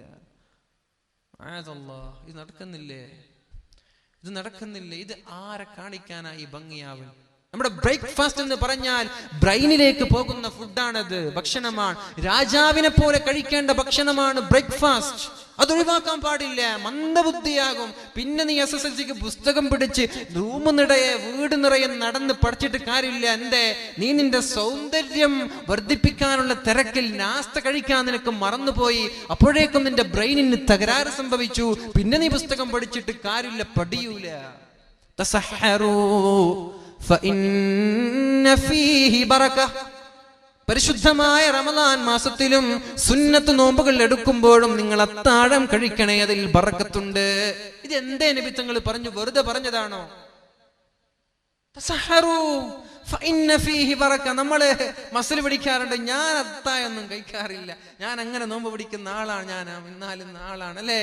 അങ്ങനെയൊക്കെ നമ്മൾ ബമ്പ് പറയാറുണ്ടല്ലോ, ബൂസ്റ്റ് ചെയ്യാറുണ്ടല്ലോ. അത്താഴം കഴിക്കാതെ ഞാൻ 30 നോമ്പ് നോക്കി. പൊന്നു സഹോദര, അതൊന്നും ഒരു ക്രെഡിറ്റ് അല്ല. തസഹറു, നീ അത്താഴം കഴിക്കെന്തേ? ഫഇന്ന ഫീഹി ബറക, അതിൽ ബർക്കത്തുണ്ട്. അതാണ് ആധുനിക ആരോഗ്യ ശാസ്ത്രം നമ്മൾക്ക് പഠിപ്പിച്ചു തരുന്നത്. നാസ്ത കഴിക്കണം, അത് ബ്രെയിൻ ഫുഡാണ്. അത് ഒഴിവാക്കിയാൽ ബ്രെയിനിന് തകരാറ് സംഭവിക്കും. ലഞ്ച് അതും കഴിക്കണം, ഉച്ചഭക്ഷണം അതും അല്പം കഴിക്കണം. പിന്നെ രാത്രി ഡിന്നർ അത് കഴിച്ചില്ലെങ്കിൽ കുഴപ്പമില്ല, അത് കുറച്ച് കഴിച്ചാൽ മതി. നമ്മൾ നേരെ ഓപ്പോസിറ്റായി മാറി അല്ലേ? രാത്രിയാകുമ്പോ എല്ലാ നമ്മുടെ എന്താ പറയാ ബേക്കറികളും നമ്മുടെ ഫാസ്റ്റ് ഫുഡ് ഹോട്ടലുകളൊക്കെ തുറന്നു വൈകുന്നേരമാകുമ്പോ. പിന്നെ ചെറുപ്പക്കാർക്ക് എന്താ പണ്ട്? പിന്നെ ഷവർമയായി, പിന്നെ അൽഫാമും ഗ്രിൽ ചിക്കനൊക്കെ കൂട്ടമായി അടിക്കുക, പെപ്സി കുടിക്കുക, 7up അടിക്കുക, സീസർ വലിക്കുക, കടന്നുറങ്ങുക 12 മണിക്ക്. രാത്രി കുറച്ച് കഴിക്കുന്ന, രാത്രി കുറച്ചേ കഴിക്കാൻ പാടുള്ളൂ. നാസ്ത നന്നായി കഴിക്കണം. അത് ശരീരത്തിന് പുഷ്ടി നൽകുന്ന, നറിഷ്മെന്റ് നൽകുന്ന ഭക്ഷണമാണ്. അത് നീ നന്നായി കഴിക്കും. രാവിലെ എണീറ്റ ഉടനെ ഒരു 4 ഗ്ലാസ് വെള്ളം കുടിക്കുന്നീ, അത് നിന്റെ ശരീരത്തിന് നല്ലതാണ്, നിന്റെ ശരീരത്തിന്റെ ആരോഗ്യത്തിന് നല്ലതാണത്. രാവിലെ എണീറ്റ ഉടനെ 4 ഗ്ലാസ് വെള്ളം കുടിക്കുക. ഒരു കട്ടൻ ചായ, ബെഡ് കോഫി എന്ന് പറയുന്ന കട്ടൻ ചായ കുടിക്കുന്നതിന് മുമ്പും ഒരു 4 ഗ്ലാസ് വെള്ളം കുടിക്കുക. അത് പറ്റുന്നില്ല, 2 ഗ്ലാസ് കുടിക്ക്. അത് ശരീരത്തിന്റെ വിഷലിപ്തമായ രാസവസ്തുക്കൾ ഇഴിഞ്ഞു പോകാൻ കാരണമാണ്. ചെയ്തുകൂടെ? ആരോഗ്യത്തിന് നല്ലതാണത്, ശോധന കിട്ടാൻ നല്ലതാണത്. അതുകൊണ്ട് രാവിലെ എണീറ്റ ഉടനെ 2 ഗ്ലാസോ 4 ഗ്ലാസോ വെള്ളം കുടിക്കുക. പിന്നെയാവാം കട്ടൻ ചായ ഒക്കെ. അങ്ങനെ ബ്രേക്ക്ഫാസ്റ്റ് കഴിക്കാതെ പൊന്നു സഹോദരി, നീ നിന്റെ സൗന്ദര്യം ചെറുപ്പക്കാർക്കോ നാട്ടുകാർക്കോ ക്ലാസ്മേറ്റിനോ കോളേജ് മേറ്റിനോ കാണിച്ചിട്ട് നീ ഏറിപ്പോയ ഒരു 10-15 വർഷം നടക്കും. പിന്നെ കല്യാണം കഴിഞ്ഞ് ഗർഭിണിയാകുമ്പോൾ നടുവേദന, പിന്നെ മുട്ടുവേദന, പിന്നെ നടക്കാൻ പറ്റുന്നില്ല, പിന്നെ ഓപ്പറേഷൻ ഒക്കെ സിസേറിയനാണ്, ഡെലിവറി നടക്കുന്നില്ല. ഇന്നലെ ഒരു വോളിബോൾ കളിക്കുന്ന ഒരു പെണ്ണ് ബാത്റൂമിൽ വെച്ച് പ്രസവിച്ചു. എന്നിട്ട് എന്ത് ചെയ്തു എന്നറിയോ? ആ കുഞ്ഞിനെ ഒരു കുറ്റിക്കാട്ടിൽ വലിച്ചെറിഞ്ഞു, പെണ്ണ് കളിക്കാൻ പോയി. നമ്മുടെ പെണ്ണുങ്ങളോ പ്രസവിച്ചിട്ട് 2 മാസം കിടക്കാതെ എണീക്കാൻ പറ്റുമോ? ബാത്റൂമിൽ പ്രസവിച്ചു, ഡോക്ടർ ഇല്ല സഹായിക്കുന്ന. ഇത് ഇന്നലെ 2 ദിവസം മുമ്പ് വായിച്ച വാർത്തയാണ്, ഇത് നുണയല്ല. ബാത്റൂമിൽ പ്രസവിച്ചു, എന്നിട്ട് കുറ്റിക്കാട്ടിൽ വലിച്ചെറിഞ്ഞു. അതുവഴി നടക്കുന്ന ആളുകൾ കുട്ടിയുടെ കരച്ചിൽ കേട്ട് നോക്കുമ്പോൾ ഒരു കുട്ടിയാണ് അവിടെ. പിന്നെ കുട്ടി രക്തം നോക്കി അത് ചീസ് ചെയ്ത് വന്നു. അങ്ങനെ എത്തുമ്പോ ബാത്റൂമിലാണ് പ്രസവിച്ചത് എന്ന് മനസ്സിലായി. ഉമ്മയെയും പിടിച്ചു, ഉമ്മയെ കൊണ്ടുപോയി. ഉമ്മ വോളിബോൾ കളിക്കുകയാണ്. വിദേശത്തൊക്കെ അറബി പെണ്ണുങ്ങൾ ഇന്ന് പ്രസവിച്ച നാളെ കാർ ഡ്രൈവ് ചെയ്ത് വരുന്ന നമ്മുടെ പെണ്ണുങ്ങൾക്ക് ആരോഗ്യമില്ല. പ്രത്യേകിച്ച് നമ്മുടെ ഭക്ഷണത്തിന്റെ ശൈലി തന്നെ വളരെ ഡേഞ്ചറസ് ആണ്, അപകടമാണ്. എരിവും പുളിവും ഷുഗറും ഇതൊക്കെ വരാണ്. തുർക്കിക്കാരൊക്കെ ഭക്ഷണം കഴിക്കുന്നത് കണ്ട നമ്മൾ നെട്ടിപ്പോകും. ബ്രെഡ്, ജാം ഇതൊക്കെ കഴിച്ചാണ് ടർക്കിഷ് ആളുകൾ. അവർക്കൊന്നും രോഗം വരാറില്ലെന്ന്. അവിടെയൊക്കെ ഹോസ്പിറ്റൽ കുറവാണ്. ഹെൽത്തി ബോഡിയാണ്, നല്ല ആരോഗ്യമുള്ള ശരീരമാണ്. നമ്മൾ ഈ എരിവും പുളിവും എത്ര ഭക്ഷണത്തിന് ടേസ്റ്റ് കൂടുന്നുണ്ടോ അത്രയും രോഗം വരാൻ കാരണമാണെന്നാണ്. അതുകൊണ്ട് ഞാൻ പറയുന്നത്, എന്റെ ശബ്ദം ശവിക്കുന്ന മധുര 17കാരികൾ, കോളേജ് കുമാരികൾ, ഇവരോട് ഞാൻ പറയാൻ, നിങ്ങൾ സ്കൂളിൽ പോയിക്കോ, മുഖം മറച്ചു പോ. പർദ്ദ ധരിച്ച് മുഖം മറച്ചു പോയാൽ പിന്നെ പൗഡറിന്റെ ആവശ്യമുണ്ടോ? ഐലൈനറുടെ ആവശ്യമുണ്ടോ? നാസ്ത ഒഴിവാക്കേണ്ട ആവശ്യമുണ്ടോ? നാസ്ത ഏതായാലും കഴിക്കൂല, എന്നാൽ ലഞ്ച് കൊണ്ടുപോകും, അതുമില്ല. രാവിലെ ഇന്നലെ രാത്രി കഴിച്ചതാണ്, പിന്നെ രാത്രി വൈകുന്നേരമോ രാത്രിയോ വീട്ടിൽ നിന്ന് കഴിക്കുക. മന്ദബുദ്ധിയുണ്ടാകും, ബുദ്ധിയുടെ ശക്തി കുറയും. പെണ്ണെ, അതൊന്നും ചെയ്യല്ല. നന്നായി ബ്രേക്ക്ഫാസ്റ്റ് കഴിക്കണം, നന്നായി ലഞ്ച് കഴിക്കണം. നിന്റെ രാത്രി ഭക്ഷണം അല്പം കുറച്ചാലും കുഴപ്പമില്ല. റസൂലുള്ളാഹി സ്വല്ലല്ലാഹു അലൈഹി വസല്ലം, ഞാൻ നിർത്താണ്, അല്ലാഹുവിന്റെ ഹബീബായ റസൂലുള്ളാഹി സ്വല്ലല്ലാഹു അലൈഹി വസല്ലം പറയുന്നുണ്ട്, അല്ലതീ തഅകുലു ലഹമ ജസദിഹാ, സ്വന്തം ശരീരത്തെ കാർന്ന് തിന്നുന്ന പെണ്ണാരാണെന്ന് നിനക്കറിയുമോ? ഫഇന്നഹാ കാനത് തുസയ്യിനു ബദനഹാ ലിന്നാസ്, ആളുകൾ കാണാൻ വേണ്ടി ശരീരത്തിന്റെ ഭംഗി പ്രദർശിപ്പിച്ച് നടക്കുന്ന പെണ്ണാണത്. ലെഗിൻസ് ഇട്ട് പുറത്തിറങ്ങുന്ന പെണ്ണാണത്. ബനിയൻ ക്ലോത്ത്സ് അല്ലെ, ബനിയൻ ക്ലോത്ത്സ് ഉള്ള പർദ്ദ, ടീഷർട്ട്, പിന്നെ ടോപ്പ്, ഇതൊക്കെ ധരിച്ച് പുറത്തിറങ്ങുക. പൊന്നു സഹോദരന്മാരെ, ഉപ്പമാരെ, ഉമ്മമാരെ, നിങ്ങളാണ് ഈ വസ്ത്രം വാങ്ങിച്ചു കൊടുക്കുന്നത്. ഇവർക്ക് മാത്രമല്ലേ ഈ തെറ്റുള്ളത്, ഇത് വാങ്ങിച്ചു കൊടുക്കുന്ന ഉപ്പമാരും ഉത്തരവാദിയാണ്. ഇത് വാങ്ങിച്ചു കൊടുക്കുന്ന ആങ്ങളമാരും ഭർത്താക്കന്മാരും ഉമ്മമാരും ഉത്തരവാദിയാണ്. വീട്ടിൽ നിന്ന് അങ്ങനെ ഒരു ലെഗിൻസ് വീട്ടിൽ നിന്ന് പുറത്തിറങ്ങേണ്ട ഡ്രസ്സല്ലത്, അത് അകത്ത് ധരിക്കേണ്ട ഡ്രസ്, നൈറ്റ് ഡ്രസ്സാണത്. അത് അകത്ത് ധരിക്കേണ്ട വസ്ത്രമാണ്. നമ്മളതിനെ പുറത്തിട്ട് നടക്കുക. പിന്നെ ടോപ്പിന്റെ കട്ടിങ് അല്പം മുകളിലായ പിന്നെ പറയണോ? പൊന്നു സഹോദരൊക്കെ ആർക്ക് കാണിക്കാൻ വേണ്ടി? ശരീരം മറച്ച് പർദ്ദ ധരിച്ച് നടക്ക്, മുഖം മറച്ച് നടക്ക്. ഒരു ഫിത്നയോ ഒരു പ്രശ്നമോ നമ്മുടെ നാട്ടിൽ നടക്കൂല, ഒരു പ്രണയവും നടക്കൂല. നിന്റെ മുഖത്തിന്റെ ഭംഗി കാണുമ്പോൾ നിന്റെ പിന്നാലെ വരും. നിന്റെ മുഖം കണ്ടില്ലെങ്കിൽ ആരെങ്കിലും നിന്റെ പിന്നാലെ വരുമോ? പിന്നെ നിന്റെ സമയം, കല്യാണത്തിന്റെ ആലോചന വരുമ്പോ ഒരു ഭർത്താവിന് നിന്നെ നോക്കാനുള്ള അനുവാദം തരുന്നുണ്ട് എന്ന് മാത്രമല്ല, സുന്നത്താണ്. കല്യാണ സമയങ്ങളിൽ പെണ്ണിനെ നോക്കുന്നത് സുന്നത്താണ്. അതെങ്ങനെ? വിദ്യാനഗരയിൽ ഗവൺമെന്റ് കോളേജ് വിടുമ്പോ ബൈക്കുമെടുത്തു പോയി ബസ് സ്റ്റാൻഡിൽ ഇരുന്നിട്ട് നോക്കലല്ലത്. അത് നമ്മുടെ ഫാമിലി സഹിതം നമ്മൾ പോയി ഫാമിലിക്ക് കാണാനല്ല. കല്യാണം കഴിക്കുന്ന ചെറുക്കന് പെണ്ണിനെ നോക്കിയാൽ ഒരു സുന്നത്തായി എഴുതി വെച്ചു. പെണ്ണിനെ ഇഷ്ടപ്പെട്ടില്ല, പിന്നെ അടുത്ത പെണ്ണ് നോക്കാൻ പോയി, കാണാൻ പോയി, അതും ഒരു സുന്നത്തായി എഴുതി വെച്ചു. ഇഷ്ടപ്പെട്ടില്ല, നീ ഒരു 100 പെണ്ണ് കണ്ടാലും 100 സുന്നത്തായി ഇവിടെ വെക്കാൻ. ഇനി സുന്നത്ത് കൂട്ടാൻ ആ പണി ചെയ്യല്ലേ. സുന്നത്ത് വേറെയും ഒരുപാടുണ്ട്. ഇനിയിപ്പോ അങ്ങനെയൊക്കെ ചെയ്യാൻ നിൽക്കല്ല, അതൊക്കെ ശാപമാണ്. നമ്മുടെ ഗൾഫുകാർക്ക് പൊതുവെ ഉണ്ടാകുന്ന ഒരു പ്രശ്നമാണ്. അവിടെ ഗൾഫിലുള്ള ഫിലിപ്പീൻസും കിട്ടിയ ആളുകളൊക്കെ നോക്കി നമ്മുടെ നാട്ടിലുള്ള പെണ്ണുങ്ങളെ കണ്ടാൽ അവർക്ക് തൃപ്തിയാവുന്നില്ല. പിന്നെ 4, 5, 6, 10 നോക്കി അവസാനം ഒരാഴ്ച ബാക്കിയുള്ള അള്ള പെണ്ണ് കിട്ടാൻ വേണ്ടി വന്നതാണ്, പെണ്ണായിട്ടില്ല. ഏതോ ഒരു ഊരാ കൊടുക്കൽ പെട്ടു, പെണ്ണ് ആർക്കും ഇഷ്ടപ്പെട്ടിട്ടില്ല, ഇവൻ ഇഷ്ടപ്പെട്ടു. ഇതാണ് പൊതുവെ നാട്ടിൽ നടക്കുന്നത്. അതുകൊണ്ട് കണ്ട പെണ്ണുങ്ങളൊന്നും കാണാൻ നിൽക്കല്ല. നമ്മൾക്ക് അല്ലാഹു ഒരു പെണ്ണ് കണക്കാക്കി അത് ദീനീ ബോധമുള്ള പെണ്ണാക്കി അല്ലാഹു മാറ്റുമാറാവട്ടെ. ഞാൻ നിർത്താണ്. അപ്പോ സ്വന്തം ശരീരത്തിന്റെ മാംസങ്ങളെ കടിച്ചു തിന്നുന്നത്, ആളുകൾ കാണാൻ വേണ്ടി ഭക്ഷണം ആളുകൾ കാണാൻ വേണ്ടി ശരീരത്തെ പ്രദർശിപ്പിച്ച് നടക്കുന്ന പെണ്ണാണ്. വസ്ത്രവിധാനങ്ങൾ ടൈറ്റ് ഫിറ്റ് ധരിക്കല്ല, ഒന്ന് ലൂസാക്കി നടക്കുക. ജീൻസ് ഫാൻസ് ധരിക്കുന്ന ആളുകൾക്കൊക്കെ മക്കൾ ഉണ്ടാവൂല എന്നാണ്. ചെറുപ്പത്തിലെ jeans tight fit, skin fit ഇട്ട് ധരിക്കുന്ന നമ്മുടെ മക്കൾക്ക് ഭാവിയിൽ മക്കൾ ഉണ്ടാവാൻ സാധ്യത കുറവാണ്. ഫംഗസിന്റെയും ബാക്ടീരിയയുടെയും പ്രവർത്തനങ്ങൾ അവിടെ നടന്ന് മക്കൾ ഉണ്ടാകാനുള്ള എല്ലാ ശേഷിയും അവളിൽ നിന്ന് നഷ്ടപ്പെടുമെന്ന് ബയോളജി പഠിച്ച ആളുകൾക്കറിയാം. ബയോളജി വിദഗ്ധനായ ഒരു ഡോക്ടർ പറഞ്ഞ വാക്കുകളാണ്.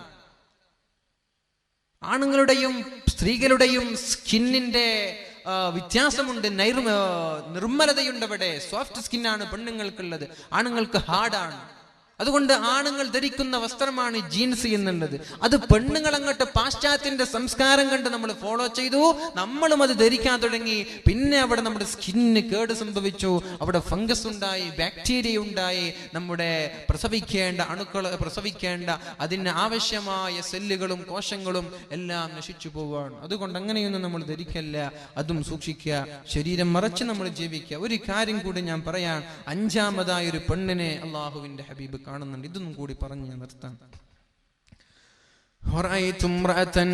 ഒരു പെണ്ണിനെ ഞാൻ കണ്ടു. അവളുടെ കാലുകളെ അല്ലാഹു തആല കൈകളിലേക്ക് ബന്ധിച്ചു വെച്ചിട്ടുണ്ട്. കാലുകളെ കൈകളിലേക്ക് ബന്ധിച്ചു വെച്ച ഒരു പെണ്ണ്. പാമ്പുകൾ അവളുടെ ശരീരത്തിലേക്ക് ഇഴഞ്ഞു കയറുന്നുണ്ട്. ചേളുകളും പാമ്പുകളും വിഷലിപ്തമായ പത്തി വിടർത്തി ഇവളെ കഴിക്കാനും ഭക്ഷിക്കാനും ഇവളെ ആക്രമിക്കാനും വേണ്ടി നരകത്താലുള്ള പാമ്പുകൾ കടന്നു വരുന്നുണ്ട്. അവളുടെ കാലുകൾ അല്ലാഹു ബന്ധിച്ചു വെച്ചിരിക്കുകയാണ്. ഓടാൻ പറ്റില്ല, നടക്കാൻ പറ്റില്ല, ഒന്ന് പടയാൻ പറ്റില്ല, ഒന്നനങ്ങാൻ പറ്റില്ല. കൈയും കാലും ബന്ധിച്ചിരിക്കുന്നുണ്ട്. പാമ്പുകളാണ് കടന്നു വരുന്നത്, തേളുകളാണ് കടന്നു വരുന്നത്. ആരാണ് നബിയെ ആ പെണ്ണെന്ന് പറഞ്ഞു തരുമോ? മഹാനായ മഹദിയായ ഫാത്തിമ റളിയല്ലാഹു അൻഹ ചോദിച്ചു, മതി നബിയേ, മതി, എനിക്കിത് കേൾക്കാൻ പറ്റുന്നില്ല. ആരാണ് ഈ പെണ്ണ്? ഈ പെണ്ണ് ചെയ്ത കുറ്റം എന്താണ് നബിയേ? റസൂലുള്ളാഹി തങ്ങൾ പറഞ്ഞു, ഫാത്തിമ, ആ പെണ്ണാരാണെന്നറിയോ? ഫഇന്നഹാ കാനത് ഖലീലത്തുൽ വുളൂ.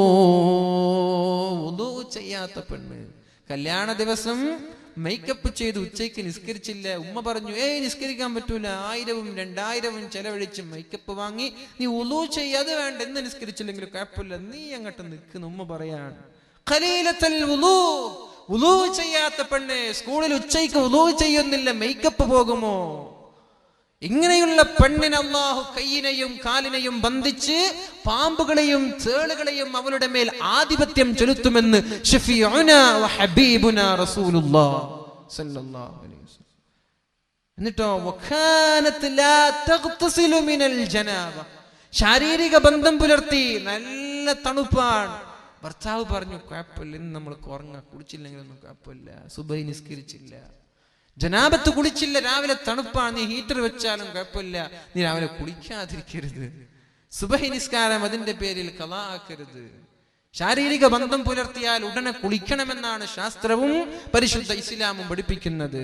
അത് ലൈംഗിക രോഗങ്ങൾക്ക് കാരണമാകുമെന്നാണ്. ശാരീരിക ബന്ധം പുലർത്തിയാൽ പിന്നെ ഉടനെ കുളിക്കാൻ പറ്റുന്നില്ലേ, ഒന്ന് മൂത്രമൊഴിച്ച് നമ്മൾ എന്ത് ചെയ്യുക? വുളൂ ചെയ്ത് കിടന്നുറങ്ങുക, ഗുഹ്യാവയവങ്ങൾ നമ്മൾ കഴുകി കിടന്നുറങ്ങുക. ആ സമയത്ത് ഏതായാലും കുളിച്ചൂടെ? എല്ലാ വീട്ടിലും ഷവറുണ്ട്. ഒന്ന് തിരിച്ചാൽ ജനാബത്തിന്റെ കുളി ഞാൻ കുളിക്കുന്നു നിയത്തും കൂടി വെച്ച, സുബ്ഹാനല്ലാഹ്, 2 മിനിറ്റ് കൊണ്ട് കുളി കഴിഞ്ഞു, കുളിച്ചൂടെ? ഫ്രഷ് ആയിട്ട് ഉറങ്ങിക്കൂടെ? അതൊന്നും ചെയ്യൂല. ശാരീരിക ബന്ധം പുലർത്തി സുബഹിയാകുമ്പോ പടച്ചു നല്ല തണുപ്പാണല്ലോ, പ്രത്യേകിച്ചിട്ട് എല്ലാ വീട്ടിലും AC ആണ്. AC ഇല്ലാതെ ജീവിക്കാൻ പറ്റാത്ത അവസ്ഥയാണല്ലേ. ചൂട് കൂടി കൂടി കൂടി രാത്രി 3 മണിക്കും 4 മണിക്കും ഒക്കെ ചൂട് കാറ്റാണ് വീട്ടിൽ നിന്ന് വരുന്നത്. ആ ഒരു സമയത്ത് AC ഇങ്ങനെ തണുത്തിരിക്കുമ്പോ കുളിക്കാൻ മടി, പെണ്ണും കുളിച്ചില്ല, ആണും കുളിച്ചില്ല, 2 പേരും കിടന്നുറങ്ങി. അള്ളാഹു നൽകുന്ന ശിക്ഷ ഇതാണ്. അതുകൊണ്ട് കുളിക്കുക. മെൻസ്ട്രേഷൻ പീരീഡുകളിൽ കുളിക്കൂല, ജനാബത്തുണ്ടാകുമ്പോ കുളിക്കൂല. അവൾ വൃത്തിയാക്കൂല, ശരീരം വൃത്തിയായി നടക്കൂല. നിസ്കാരത്തെ നിന്ദിക്കുന്ന പെണ്ണായിരുന്നു ആ പെണ്ണ്. അതുകൊണ്ടാണ് അല്ലാഹു അവൾക്ക് നൽകുന്ന ശിക്ഷ ഇതാണെന്ന് പരിശുദ്ധ റസൂലുള്ളാഹി സ്വല്ലല്ലാഹു അലൈഹി വസല്ലം. അതുകൊണ്ട് ഇങ്ങനെയുള്ള പ്രശ്നങ്ങളിലൊന്നും നമ്മൾ പെടാതെ സൂക്ഷിക്കുക. അല്ലാഹു നമ്മൾക്ക് തൗഫീഖ് നൽകട്ടെ. ഞാൻ ആദ്യം ഓതി വെച്ച ഒരു ആയത്ത് ഒന്നും കൂടി ഓതിക്കൊണ്ട് ഞാൻ നിർത്താൻ. ബിസ്മില്ലാഹിർ റഹ്മാനിർ റഹീം. وذر الذين اتخذوا دينهم لعبا ولهوا وغرتهم الحياة الدنيا وذكر به أن تبسل نفس بما كسبت ليس لها من دون الله ولي ولا شفيع وإن تعدل كل عدل لا يؤخذ منها أولئك الذين أبسلوا بما كسبوا لهم شراب من حميم وعذاب أليم بما كانوا يكفرون. നബിയേ, കളിയും ചിരിയും തമാശയുമായി ജീവിക്കുന്ന ഒരു കൂട്ടം ആളുകളുണ്ട്. ഗെയിം കളിച്ച് നടക്കുന്ന ഒരു കൂട്ടം ആളുകളുണ്ട്. ബാങ്കിന്റെ വിളി കേട്ടാലും കളി നിർത്താതെ ഫുട്ബോൾ കളിക്കുന്ന ഒരു കൂട്ടം ചെറുപ്പക്കാരുണ്ട്. ഹാഫ് ട്രൗസർ ഇട്ടിട്ട് ഔറത്ത് കാണിച്ച് ഹയ്യ അലസ്വലാഹ്, നിസ്കാരത്തിലേക്ക് കടന്നു വരണേ എന്ന് പറയുമ്പോ നീ അവിടെ ഫുട്ബോൾ കളിക്കുകയും പന്ത് ചവിട്ടുകയും ചെയ്യുന്ന കളിക്കുന്ന ചെറുപ്പക്കാരുണ്ട്. കല്യാണ വേളകളിലും പള്ളിയിലുമൊക്കെ എന്താ എന്തോ ഒരു ഗെയിമും കളിച്ച് നടക്കുന്ന ചെറുപ്പക്കാരുണ്ട്. നബിയെ, അവരെ കുറിച്ച് നിങ്ങൾ ടെൻഷൻ അടിക്കേണ്ടവരെ വിട്ടേക്ക്. അവർക്ക് ഞാൻ നൽകാൻ പോകുന്നത് ലഹും ശറാബും മിൻ ഹമീം, നരകത്താലുള്ള ശക്തമായ ചീഞ്ചലത്താലുള്ള വെള്ളമാണ്. വഅദാബുൻ അലീം, വളരെ വിലപ്പെട്ട സമയം നന്മയ്ക്ക് വേണ്ടി ഉപയോഗിക്കുന്നതിന് പകരം കളിക്കും ചിരിക്കും സിനിമയ്ക്കും സീരിയലിനും ഗെയിമിനും വീഡിയോക്കും വേണ്ടി ചെലവഴിച്ച ആ ആളുകൾക്ക് ഞാൻ നൽകാൻ പോകുന്നത് വേദനാജനകമായ ശിക്ഷയാണ്. നബിയെ, അവരെ നിങ്ങൾ ഉപദേശിക്കുകയോ നന്നാക്കുകയോ വേണ്ട. അവരെ നിങ്ങൾ വിട്ടേക്ക് നബിയെ, അവരുടെ കാര്യം ഞാൻ ഏറ്റെടുത്തു എന്ന് പറയുന്നുണ്ട്. അങ്ങനെയുള്ള ആളുകളിൽ നമ്മൾ പെടരുത്. അള്ളാഹു നമ്മൾക്ക് പുറത്തു തരുമാറാവട്ടെ. അള്ളാഹു നമ്മുടെ തെറ്റുകുറ്റങ്ങളൊക്കെ പുറത്തു തരുമാറാവട്ടെ. ഇനിയുള്ള കാലം തെറ്റ് ചെയ്യാതെ ജീവിക്കാൻ അള്ളാഹു തൗഫീക്ക് ചെയ്യട്ടെ. അള്ളാഹു നമ്മുടെ ചെറുപ്പക്കാർക്കൊക്കെ ദീനീ ബോധം നൽകുമാറാവട്ടെ. എന്തെങ്കിലും പറയാനുണ്ടോ? കല്യാണപ്രായമെത്തിയ ചെറുപ്പക്കാർ, അള്ളാഹു അവർക്കൊക്കെ ദീനീ ബോധം നൽകുമാറാവട്ടെ. ഇതൊക്കെ ഉണ്ടെങ്കിലും എത്രയോ നല്ല നിസ്കരിക്കുന്ന ദീനീ ബോധമുള്ള ചെറുപ്പക്കാർ എനിക്കറിയാം. എത്രയോ നല്ല ആളുകളുണ്ട്, നിസ്കരിക്കുന്ന ദീനീ ബോധമുള്ള ആളുകൾ. അള്ളാഹു അവർക്ക് ഇനിയും ഇസ്സത്ത് നിലനിർത്തുമാറാവട്ടെ. പ്രായപൂർത്തിയെത്തിയ നമ്മുടെ പെൺകുട്ടികൾക്ക് അള്ളാഹു സ്വാലിഹീങ്ങളായ ഇണകളെ നൽകുമാറാവട്ടെ. അല്ലാഹുവേ, നമ്മുടെ ചെറുപ്പക്കാരെയും നമ്മുടെ ചെറുപ്പക്കാരികളെയും ദീനീ ബോധമുള്ളവരാക്കി മാറ്റണേ അല്ലാഹ്.